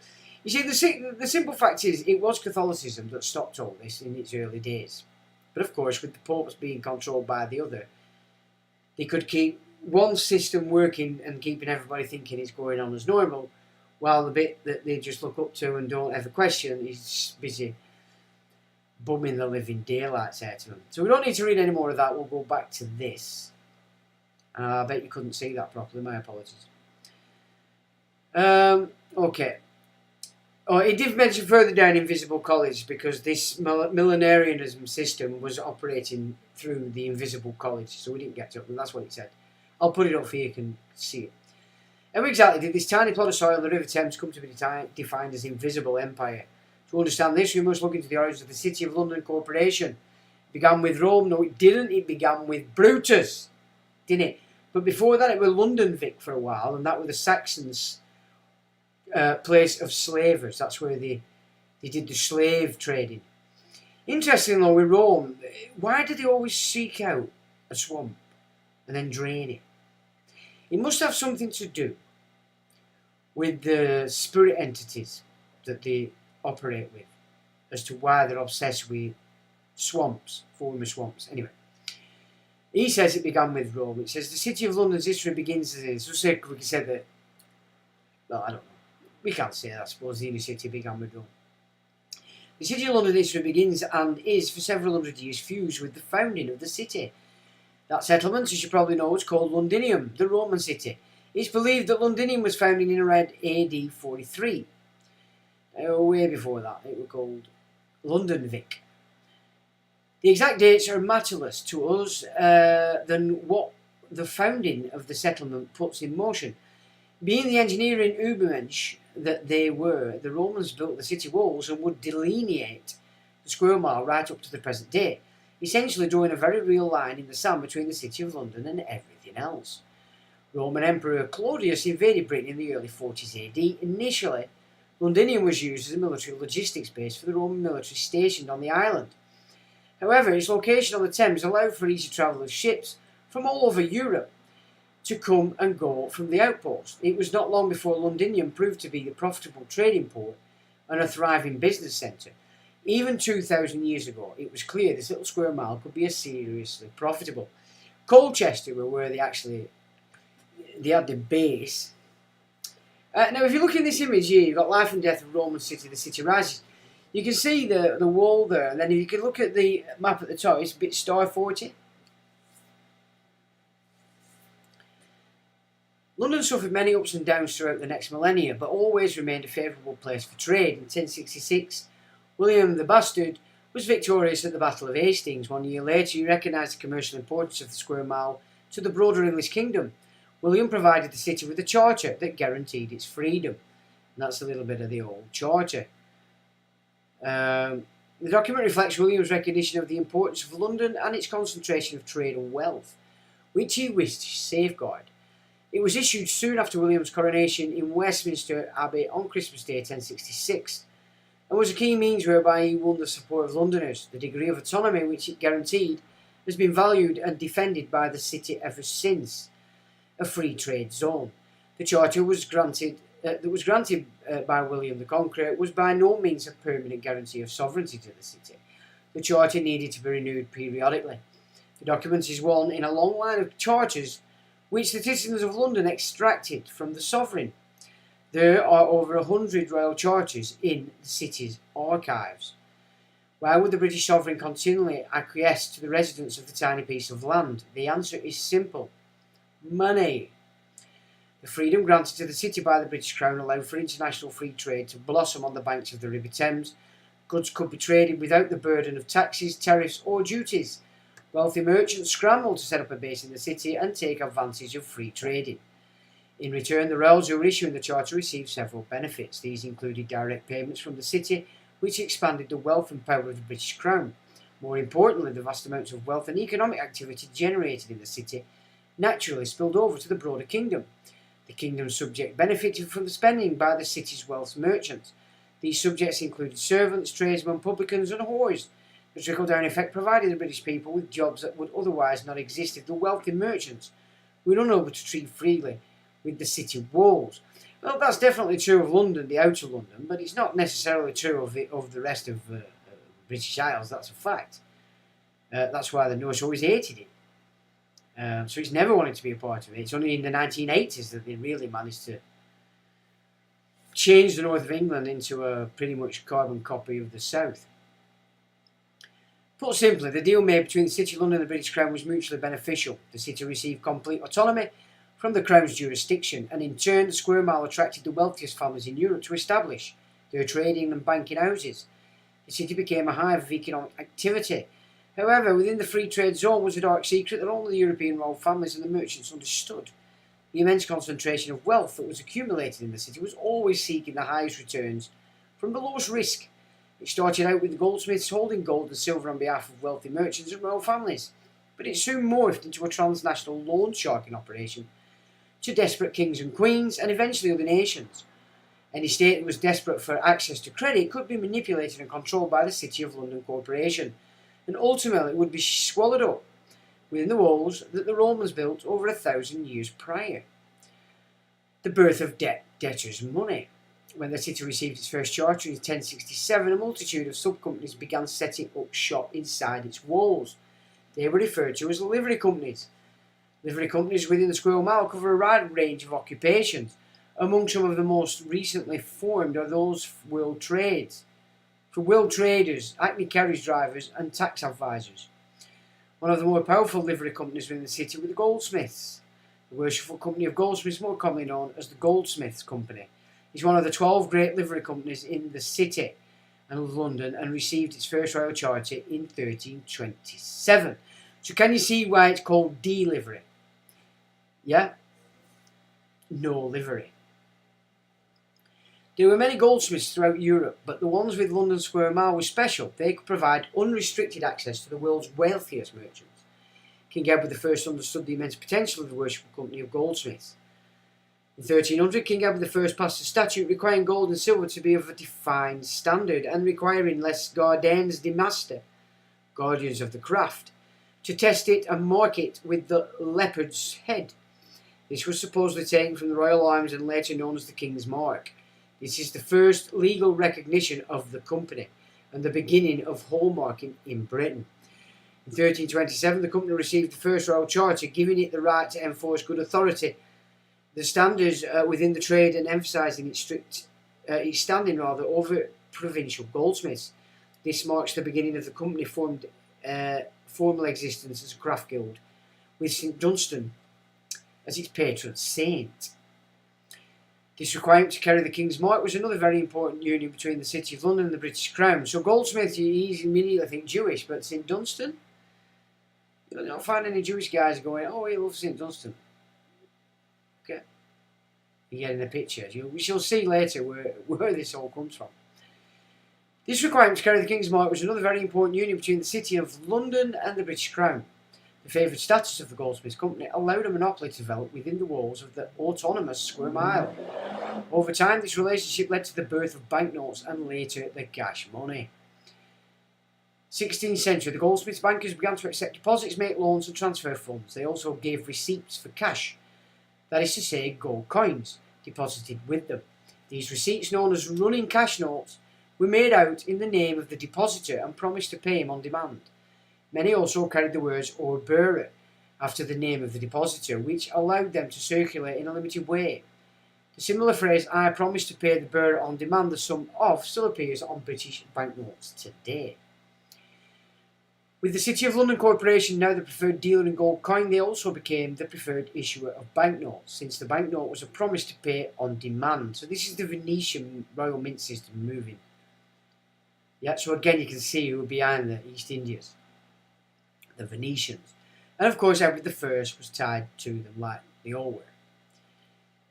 Save maybe for the Plantagenets, but then I think they were anyway. The goldsmith would lead to hold the gold in the vaults in order to fulfill their obligation to deliver on demand. Therefore, the goldsmith's banknote was essentially a debt obligation. Since the banknotes were used in the purchase of goods and services, it marked the early days of a debt-based monetary system. The Pandora's money box had been unleashed. Desperate kings do desperate things. During the 1600s, Europe was awash with violence and bloody battles. The 30 Years' War in Central Europe cost up to 8 million lives, and a population collapse of over 50% in some German towns, such as Marburg. Marburg! So you get that, a collapse of 50% of the population in Marburg, Germany. Wonder what they were expecting with Marburg. Yeah, they were expecting, yeah. In addition, there were also the 80 Years' War, the War of Mantuan Succession, the Franco-Spanish War, the Portuguese Restoration War, and of course, the Reformation. You've got the massive big gig going on Protestant Catholic, which they had to do in order to give reason for needing central banks. All plays in the same. So that's what I'm saying about what's about to come. If your mind's in war, you're going to get blagged. Because there's something else they want after, and that is annihilation. Because it's not just Zionists and Islamists, it's nihilists, anarchists, yeah, atheists. All these guys are being shoved into this mix and unleashed. So they're going to let it give you permission, yeah, as it were. But it's on you, remember, self-responsibility for your own actions. This was a period when every kingdom was in desperate drive to survive. The only kingdom that was ascending during this period was the Kingdom of Prussia. Wars cost big money, and the ruling monarchs were desperate to finance their battles in order to remain in power. In the case of Prussia, however, wars were welcomed as a means to gradually acquire strategic power over their rivals. So the Prussian system is a Venetian military wing. This was a period of massive upheaval, and many kingdoms found themselves financially destitute and on the brink of collapse. The English kingdom was no exception. In 1626, King Charles I, faced with an economic crisis, a war with Spain, plague and famine, he was desperate and he forced the people to lend him cash. Got merchants and traders had assumed huge hoards of gold. Hang on, I can't really see that. Merchants and traders had amassed huge hoards of gold and entrusted their wealth to the royal mint for storage. 1627, King Charles I seized the private gold stored in the mint as a forced loan, which was to be paid back over time. Thereafter, merchants preferred to store their gold with the goldsmiths of London, who possessed private vaults and charged a fee for the service. Hence, goldsmiths could advance loans in the form of gold money, or in the form of promissory notes, or in the form of checking accounts. Gold deposits were relatively stable, often remaining with the goldsmith for years on end, so there was little risk of default, unless they all went to withdraw at the same time, so long as public trust in the goldsmith's integrity and financial sound was maintained. Thus, the goldsmiths of London became the forerunners of British banking and prominent creators of new money based on credit. That's better. Charles forced, loaned and destroyed the merchants' trust in the royal mint. From that moment, they turned their back on the mint and instead entrusted their wealth with the goldsmiths of London, primarily in the city of London, because they were relatively immune to the king's orders. The power and control of British money supply was solidifying within the old Roman walls of the square mile. Can you see how they've robbed it? Yeah. You know, the Stuarts were Venetians. Let's be frank about it. Things went from bad to worse for Charles I and later his son Charles II. It turns out that many of those who were forced to loan Charles I their wealth were seriously pissed off. The English Civil Wars, history and stories said the English Civil Wars were a catastrophic series of conflicts that took place in the middle of the 17th century, fought between those loyal to the King Charles I and those loyal to Parliament. The wars divided the country in all levels of society. At the heart of the conflict were fundamental questions about power and religion. No, it wasn't. It was about power. Religion was just the game, the cover. King Charles I was eventually arrested and tried for treason and beheaded. His son King Charles II inherited the royal mess, recognised the pickle that the new king was in the city of London. Goldsmiths came to his immediate aid, and he began to borrow money like a drunken fool. This is Charles II. The English crown was soon drowning in debt. These loans became scandalous when the public discovered that much of the money borrowed was used to maintain Charles II many mistresses. Yeah, he was a right shagger. His last words actually were about one of his oars. So there's a little few of his flosses. Oh, minging to me. While Charles II was busy exhausting himself with his harem of bosomy British babes, the kingdom was hurtling towards an inevitable financial crisis. The Great Stop of 1672 caused 5 of the leading London goldsmiths to go bust, drastically affecting 9 others, and financially embarrassed over 10,000 wealthy families in England. The Great Stop effectively ended the cosy relationship between the king and the small clique of private bankers that thrived on the crown's inability to generate enough cash to cover its short-term expenditure. This created a huge disruption to the development of banking in the city of London. Charles II had, via a combination of medieval fiduciary instrument or tally sticks and the belief that the crown would never default on loans, had stripped the London goldsmiths of their gold and silver in exchange for a load of worthless wood tally sticks. The Great Stop was the beginning of the end for the Royal House of Stuart, while the goldsmiths, who were forced to become bankers, took a hit. They were still armed with their wooden tally sticks and they were determined to be paid back. They had to get rid of the Stuarts because they were too much tied to the Catholics. We had to change everything, which is what the Stanleys were doing on behalf of the Palestine, to put the Tudors on. The City of London bankers stopped lending to Charles, who idiotically believed that the financial crisis would be solved by starting another war with the Dutch. This was, of course, a complete failure. Desperate kings do desperate things. The Royal Default of 1676 On February the 8th, 1676, Charles II once again defaulted on loans with his creditors. This time it was a default, not a temporary stop. He defaulted with the speech given to his bankers. Gentlemen, I have always resolved to show myself an honest man in paying my debts, and it's not my fault that I cannot repay you with the same frankness you used in lending it, but having been so honestly dealt with by you, I will pay it as well as I possibly can, and to that purpose tomorrow will pass an order in council for the setting the interest of it, till I can pay the principal, and according to your own desires too, upon the excise. One can only imagine the fury of the City of London goldsmiths at Charles II. He had completely sold out his kingdom and was about to send the entire national economy into the abyss. Come hell or high water, the bankers were going to get paid. Glorious Orange Billy. While the wealthy merchants and bankers in the city were trying to figure out how to get their money back from the crown, the English nobles had decided enough was enough. Everyone was sick of Charles II and his expansive tasting lady gold diggers. Excuse me. My throat's dry. Oh, sorry.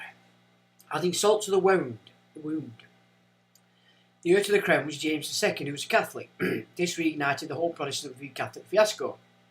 If England descended into another violent civil war, the City of London goldsmiths may never have their loans paid back. Put simply, they needed a new king. The traders needed a king who would unite the nation peacefully and find a way to pay back the kingdom's creditors. Across the English channels, the merchant traders found the Protestant prince.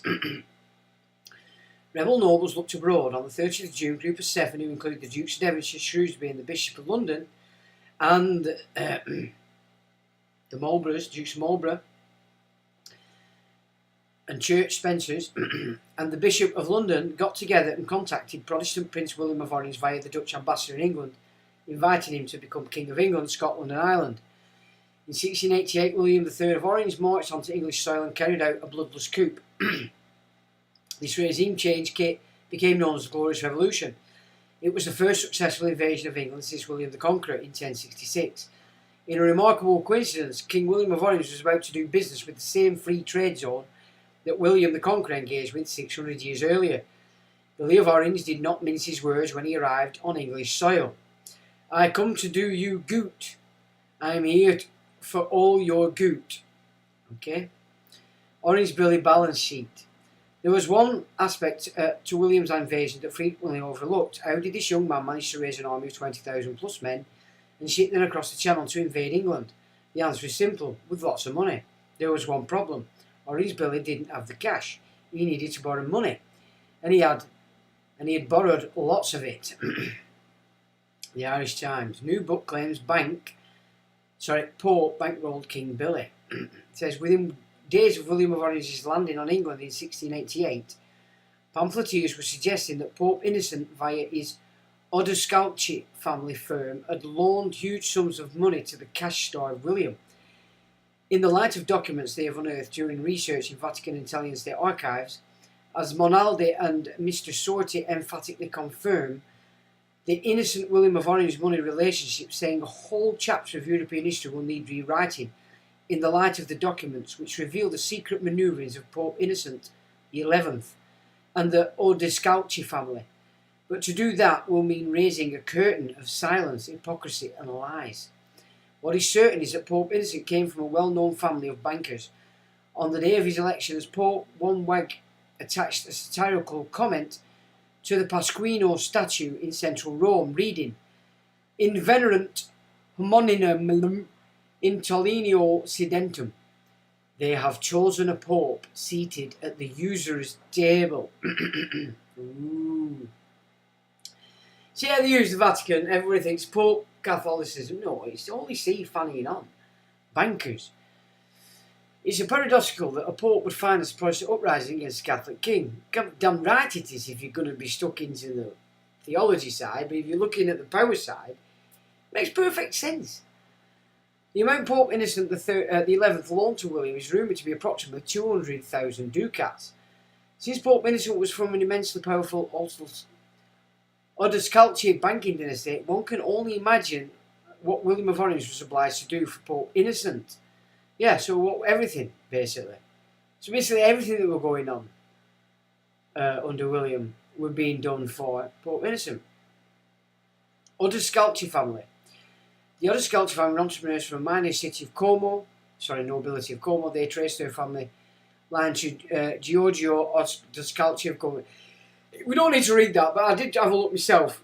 It's not coming up. It's only family involved, but it's only through a sale, was Orsini. But there's no real ties to what I'd class as an Holy See family, so I'd say this is a cadet branch, probably operating for either Farnese Direct or Palafacini, but it's well hidden. But I didn't do a big check. Also worth noting is that a junior member of the house, Prince Augusto Odescalchi, 1884, settled in Hungary. His descendants were integrated with the Hungarian nobility in the 20th century. Prince Károly Odescalchi and his son Prince Paul were members of the Hungarian resistance to Nazism as well as communism. So probably the branch in 20th century were actually seemed pretty alright. Now, Nuremberg was run by the Hohenzollern family, known as the Burgraviate of Nuremberg. Hohenzollern are a very interesting family. I find them anytime I'm looking into following bloodlines. This bunch is somewhere. Like they're a breeder family, or, you know what I mean, like they're the head of it. And the Jugelions are another. You find them everywhere. So they were running Nuremberg. And anybody that's got anything about them knows what kind of a garbage setup that were. And then we have Suasso, Spanish family with branches in Holland and England. Following are the more important members, chronological order. We don't need to go through them, but you can read them. But Frederick II of Prussia was tied to these boys. It is significant that Frederick the Great duly noted Suasso's contribution to William of Orange. What is also significant is that Suasso family already has significant business dealings in England. The loan to Orange Billy was so huge that it can best be described as an all-in bet. Francisco Lopez Suasso, I found that, and then if you go up to that link, it takes you to that, and you get on them links. I think that were off Genie, I think, which is, you use all them different ancestries if you're seeking out bloodlines. Antonio Francisco was one of the most powerful Vatican banking families in Jewish Dutch banking dynasty, waging enormous bets in favour of Orange Billy. What exactly would be their payoffs? The glorious payback. When William of Orange III took the British crown, many believed it marked the beginning of a glorious new age where the people had more control. The Glorious Revolution. The army played an important role in the downfall of King James II and his replacement by William of Orange in 1688. We're talking Cromwell's army, remember. This glorious revolution restricted royal power and enhanced Parliament's authority, but it also had a profound impact on the long-term future of the British Army. Many reforms were made under the joint rule of King William and Queen Mary, but there was an elephant in the royal parlour that simply could not be ignored. What had become of the loans that were advanced to Orange Billy? What was the state of the kingdom's balance sheet? Considering the atrocious manner in which King Charles I and II managed their finances, could William of Orange ever get another loan from the huge pile of gold sitting in the City of London?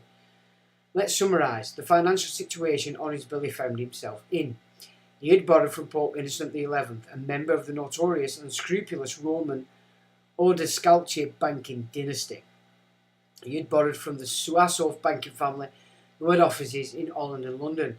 His predecessor had destroyed the creditworthiness of the kingdom and left many of the City of London goldsmiths, now some of the most powerful banking houses in the world, with worthless wooden tally sticks. These tally sticks still allowed for a claim, but if Orange Billy did not come to some sort of arrangements with the city goldsmiths, he would be most likely be beaten to death by tally sticks. It was payback time, with power now gradually slipping from the kings and towards Parliament. The loans somehow needed to be repaid quickly. So you can see the Whigs, Presbyterians, Venetians, this shit, priesthood, Noahide, Scottish Rite. Their aim in its entirety was to put power in Parliament and not, because the inner city could piss all over Parliament. See, the king could always off with their heads, couldn't he? You know what I'm saying? You can see there, it's the first monarch to be dismantled, but in a manner that served it. Napoleon then would implement this strategy that they created here across Europe. Can you see that? The destroying of the Christian monarchies. Because the church ran it, didn't it? Or church doctrine, you see. You couldn't get away from that, no matter what. Even though Holy See were operating contra. This is the Holy See now coming in. He blagged it with Reformation, this idea of Catholic, Protestant, etc., etc. It was payback time with power now. Gradually, I've done that. Sorry. Since William could not pay back his creditors with the hard currency, something else would need to be offered as payment in kind. This came in the form of the most precious item in the United Kingdom, its money supply. The City and the Bank of England. If you look at who William Orange was indebted to at this time, it's obvious that he needed to do the bidding of his creditors in order to maintain his throne. It's hard to imagine that the Odescalchis, the Suassos and the City of London goldsmiths were simply going to let the new king off the hook. Every single lender to Orange Billy undoubtedly understood the power of controlling the nation's money supply. The city goldsmiths were masters of the issuance of banknotes, and the Pope and Suasso were from some of the most prominent banking houses in Europe. If there was an opportunity to seize the money supply of the powerful English kingdom, they would jump at the chance. The Bank of England describes the story in their own words. Why was the Bank of England founded? Published on 19th February 2021, Alice Beagley, Museum Officer. Ever wondered what led to our foundation in 1694? Here's a quick explanation. In short, the bank was founded because Charles II didn't repay the debts he owed to goldsmiths. In the 17th century, early banking business was carried out by people known as the goldsmiths. They looked after and lent gold and silver to wealthy people, but they also charged really high interest rates. It was perfectly normal for the goldsmiths to charge interest rates between 20 and 30%. But that's what the Bank of England wanted when they were trying to lend it to government. So it's same people, it's just all wind and piss, smoke and mirrors. However, in 1672, Charles II decided to borrow loads of money from the goldsmiths to keep him in the extravagant lifestyle that had become accustomed to, but then decided that because he was king, he didn't need to pay it back. Well, you would think you had that power, wouldn't you, for a king? Otherwise, you're not a king, are you? There's something else. The Iron Bank on the Game of the Thrones. Fast forward to 1693. William III, one of Cameron's ancestors, David Cameron, was desperately trying to raise funds for wars against France. He went to the remaining goldsmiths to see if any of them would fund him. They all said no. So William had to come up with a new way of raising the money. The king discussed a number of ideas from the government, wealthy merchants and noblemen, but none of these came out on top. William Peterson, a Scottish merchant, suggested that members of the public could lend 1.2 million to the government, around 200 million today, if you take inflation into account. People who signed up to this scheme effectively became shareholders in the new joint stock company. That means it owned by the public and the government. The company was called the Governor and the Company of the Bank of England. People invested in it by purchasing bank stock, and the government paid them 8% interest. It was a good deal for the government, as goldsmiths charged lending rates of more than twice that amount. So why don't we just put our Bank of England, create a new one, Bank of Blighty, and give everybody 8% interest and buy stocks? That is sorted out right away. Instead, we're hanging on to this garbage system that doesn't even belong to us. And if it wasn't enough to tempt people to invest, the other selling point of this new national bank was that investors could be reassured that any money stored within the walls was safe from royal hands. What's not to like? Well, being in the hands of Venetians for a start. The 1.2 million target was raised in 11 days by 1,268 members of the public from all walks of life, and we were formally established by Royal Charter on the 27th of July 1694. The rest is history. So the Bank of England openly admits that it was the London goldsmiths, the most prominent of which sat within the protective walls of the City of London Corporation, who were the primary reason behind the formation of the Governor and the Company of the Bank of England. Yet we had a Canadian, Carney, on there. What's that all about? What's more, those who invested in the National Bank were guaranteed that the royals could no longer take their money, asking as King Charles did back in 1627. How could such a guarantee be made? Firstly, there was a royal charter that was signed by William of Orange in 1694. Secondly, and much more importantly, the Bank of England was a company that was located within the City of London, and therefore exempt from the laws of the kingdom.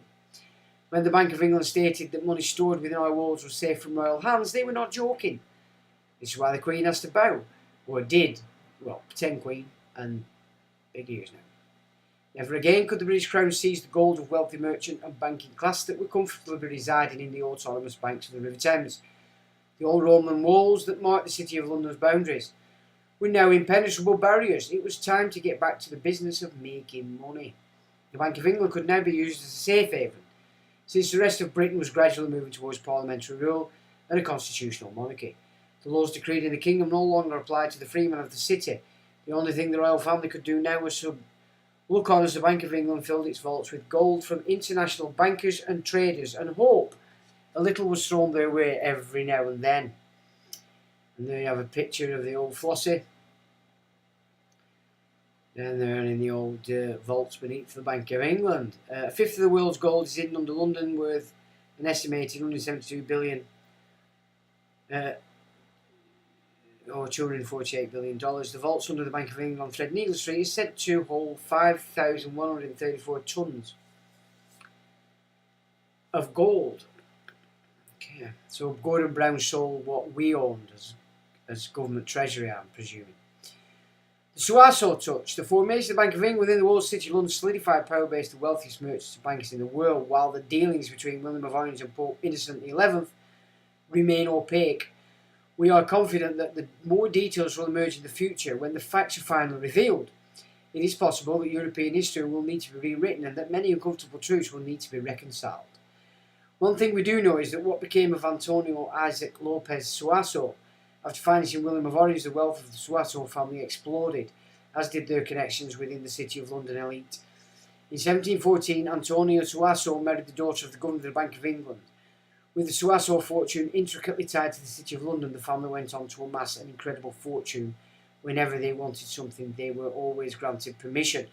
Now, isn't it interesting? Suasso, Sassoon, Dangor, Gandore, that we looked at.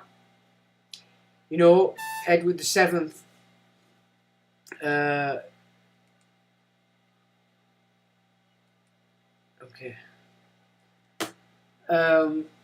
Churchill kept referring to him as he's the king and his Jews. I'm wondering if this Suasso is just a take on Sassoon. Yeah, you know what I mean. It won't surprise me. I have looked, I couldn't find it, so it's hidden, but it'll probably be there. So Alvarez Lopez Suasso, resident of London and one of the wealthiest men of his time in 1725, he was a member of the board of directors of the Spanish-Portuguese community of London, and 7 years later he received permission from the English government to send settlers to the colony of Georgia. That's in the US. Suasso family were well known for their contributions to the state of Georgia, but back in the day they were better known as financial influencers. After their incredibly successful loan to Orange Billy, everyone wanted to emulate the Suassos. Wherever they went, whatever they invested in, a gaggle of wealthy Dutchmen followed them. When it was discovered that Suasso married into the family governed the Bank of England, Dutchmen flooded the bank with their cash. You know, like the Grosvenors, which is Duke of Westminster, all these families that were big here, they're way more powerful in the United States than when they nicked that. Way more powerful. They're the ones Blenheim Palace discussed through the week. Blenheim Palace is the playground of this American bunch. All the American branches of what were families on these isles, which went back to Germany and then back to the Normans, the Angevins, to Venetians, etc. You're just seeing the power now over there. They're not here now. They've got their families still here, but they don't have any of the power that they have over in America. Which is why IBM is running the Duchy of Lancaster. Yeah, it was the Blues and Twos Credit Union.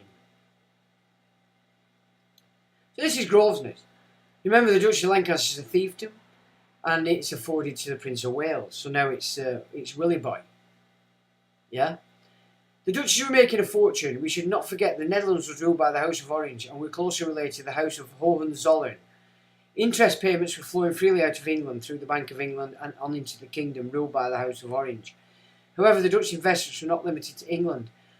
Suassos were broadening their investment activity into America. As a consequence, every Dutchman with a spare guilder wanted to invest in America. Dutch capital penetrated into every corner of Europe, and on top of that found its way to the New World with large loans to the United States as of mid-18th century, so that's 1700s. There was also another member of the Suasso family who had denounced Judaism and took his mother's name, Diaz de Fonseca. Now this Fonseca thing is tied into the current Tory parties, Cameron, Boris, Vincent Tinguez, another guy. This is the what we call Khazarian mafia that have their claws into our Conservative Party, which were broke up by the Goldsmiths, remember, in the 80s, between Tories, Europeans, what were they called? European skeptics, and then UKIP came in, all under a Russian Jew called Eric Beckhoff, started to control the Tory party, the cabinet, then people that were coming up from that, so that's Cameron, Boris, all of them, Major, and UKIP took the European skeptics on side, and that came to sweet nothing because Nigel Farage is a complete twat. Mass prosecution forces Mossack Fonseca back into the spotlight in Panama. So Panama Papers give us all this data. I have a couple on my website, so there's 3 there for you to look at. It says, recalling our series Heavens, Horseheads and Horsemen, we explored the fascinating fact that New Zealand was one of the most secretive tax havens in the world. When the Panama Papers came to light, it was discovered that there were numerous companies promoting the use of New Zealand as a tax haven. One such company was Bredo Suasso. New Zealand's FMA, the Bredo Suasso conundrum, Mossack Fonseca and the Panama Papers. New Zealand's offshore FSPs are the result of a regulatory loophole that's created a running sword of fraud and money laundering, tainting New Zealand's reputation. Our stalking horses, Bredo Suasso Limited, FSP number 360686. Bredo Suasso markets offshore accounts to foreigners, selling its clients on its website. Your account information is kept confidential. Our staff highly respect clients' confidentiality and secrecy. People know about your Bredo Suasso account only if you tell them. That's good. I'd like that. Who wouldn't want that offered? Who wouldn't? So why do we shout at them? Why does everybody scream and shout? Because that's exactly the kind of position I'm looking for. I don't want anybody to know my business in the private end of. So, you know what I'm saying? Regional manager for Cyprus and Middle East, Bredo Suasso. Cyprus, get it? What happened in Cyprus in 2013? Yeah, corporate private account, blah, blah, blah, blah, there you go. Meanwhile, Bredo Suasso subsidiary in Georgia, the US state, not the Eurasian country, doesn't seem to be doing anything much. For instance, it doesn't seem to have a banking license. That's weird.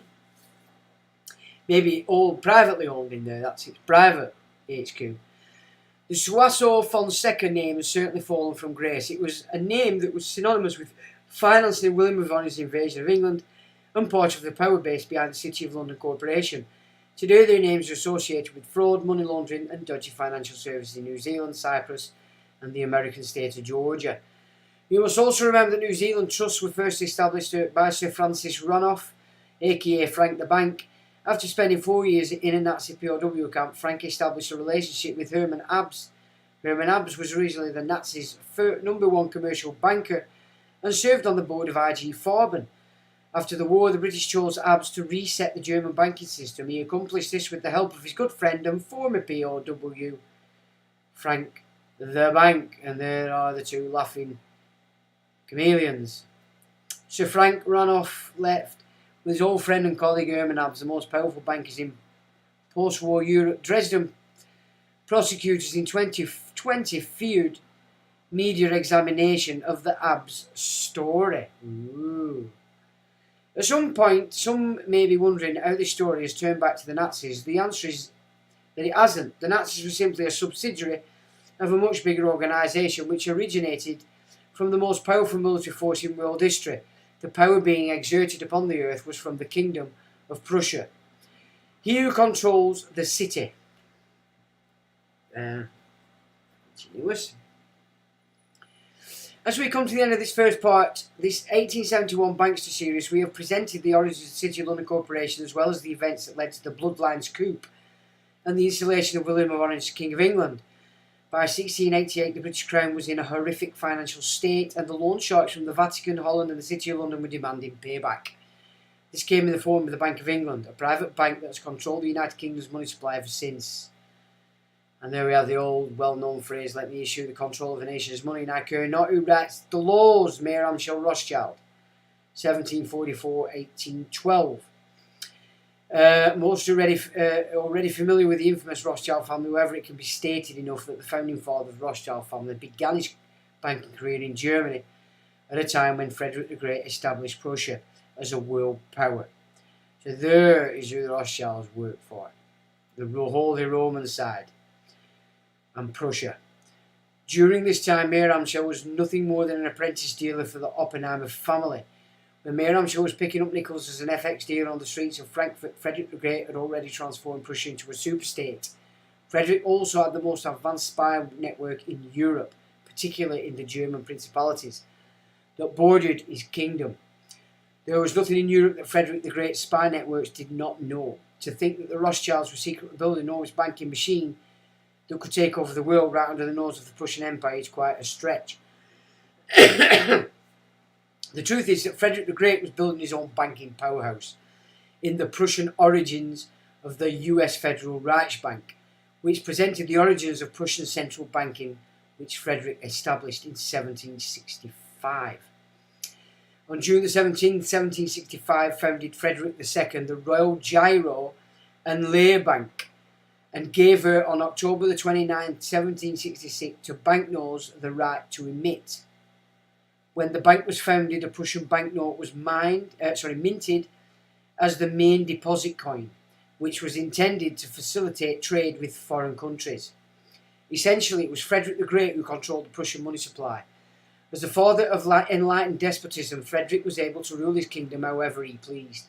He monopolised the coin that was to be used for trade, and there was nothing anyone could do about it. Mayor Amschel Rothschild and his boss Oppenheimer were effectively facilitating trade for Frederick the Great and the military might of Prussia. When Mayor Amschel Rothschild was pondering the power of controlling a nation's money, he was most likely referring to the enormous power of Frederick the Great.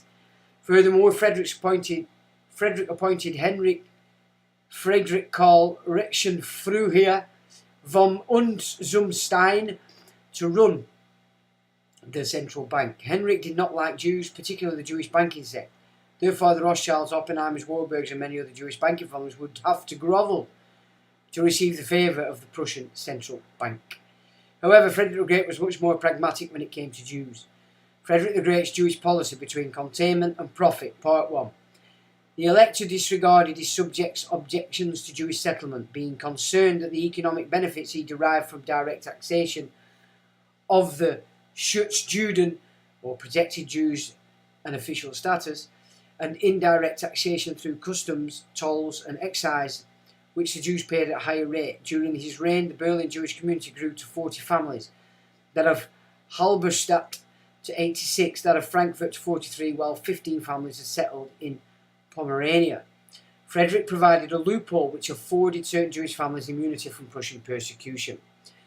In 1763, Mendelssohn won the prize of the Prussian Academy of Arts in a literary contest, and as a result, King Frederick the Great of Prussia was persuaded to exempt Mendelssohn from the disabilities to which Jews are customarily subjected. Heratz, Jewish World. This day in Jewish history, 1723, the first Jewish citizen of Prussia is born. But despite personal success and freedoms accorded to Daniel Itzig for helping King Frederick the Great, within 2 generations none of his descendants were Jewish. If you could provide Frederick the Great something that served the Prussian Empire, you were considered Prussian. The exemptions provided to Daniel Itzig and Moses Mendelssohn laid the foundations for one of the most powerful banking dynasties in history. However, that power was afforded to them by Frederick the Great. In return, Frederick received access to and intelligence from the entire Jewish banking elite. This intelligence included the secrets of the City of London and banking dynasties such as the Suassos. Now, of course, there's a story around that the Rothschilds actually stole a lot of Frederick, but that is just, who knows. Hanseatic power. But if you wanted everybody to focus to the Jews so you didn't look at the Prussians, you would create that story, would you not? Hanseatic power. In Evolution of Slavery, Part 1, we presented the evolution, remember this is Wilsall's stuff, we presented the origin and evolution of the Hanseatic League, perhaps the most powerful trading bloc in world history. The Hanseatic League was a loose federation of initially German merchant guilds that dominated Baltic trade for over 400 years. It had its own legal system and kept its own army. Hans merchants were exempt from paying customs or tariffs on goods or other fees, such pontage, a toll levied for the repair of buildings and bridges. They were also free from arrest. In 1157, the Hans convinced Henry II of England to exempt their merchants from paying tolls in London and to be able to trade freely at fairs across England. That's the big fairs that we looked at.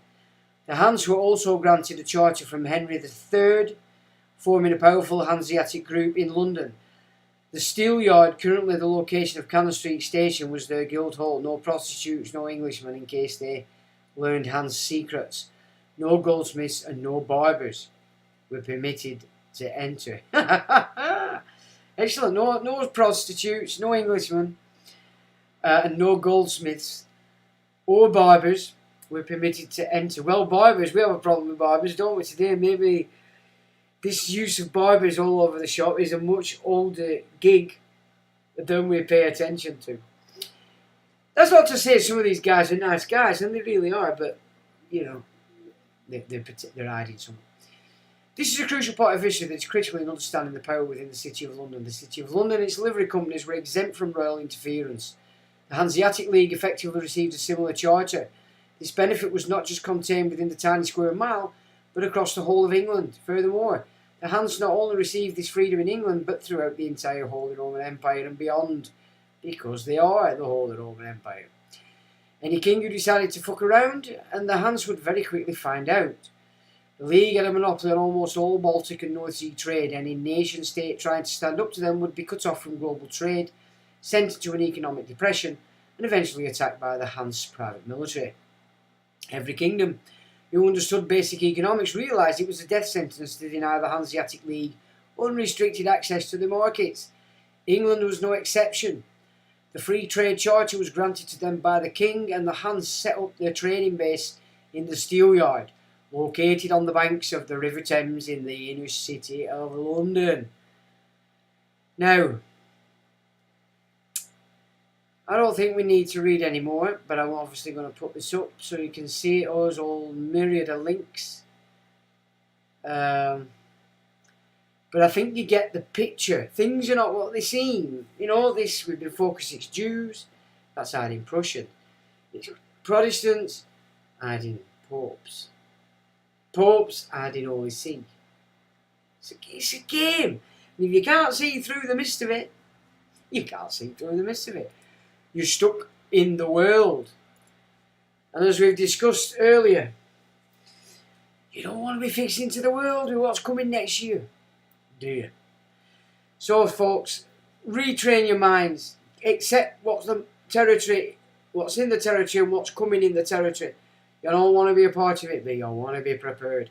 You want to be ready and be prepared to use the defence of yourself and your family unrestricted by whatever means you deem necessary. Don't look out into the world for permission. Don't be looking out into the world for what you can and can't do. Look at what's coming and get yourself ready. And that, ladies and gentlemen, is all I have to share on this, the last day of week 33 of 2023, a week of code breaking and great data. So, well, I haven't looked at it, have I? Alright. Sorry. I think you're all chatting amongst yourself. That's alright. So, chaps, we've gone 2.5 hours. Oh my goodness, and you're still to suffer my exit tune. So, I'll say thanks for joining, thanks for taking part. I hope you got something from tonight's stream. And all I can say is, till the next time.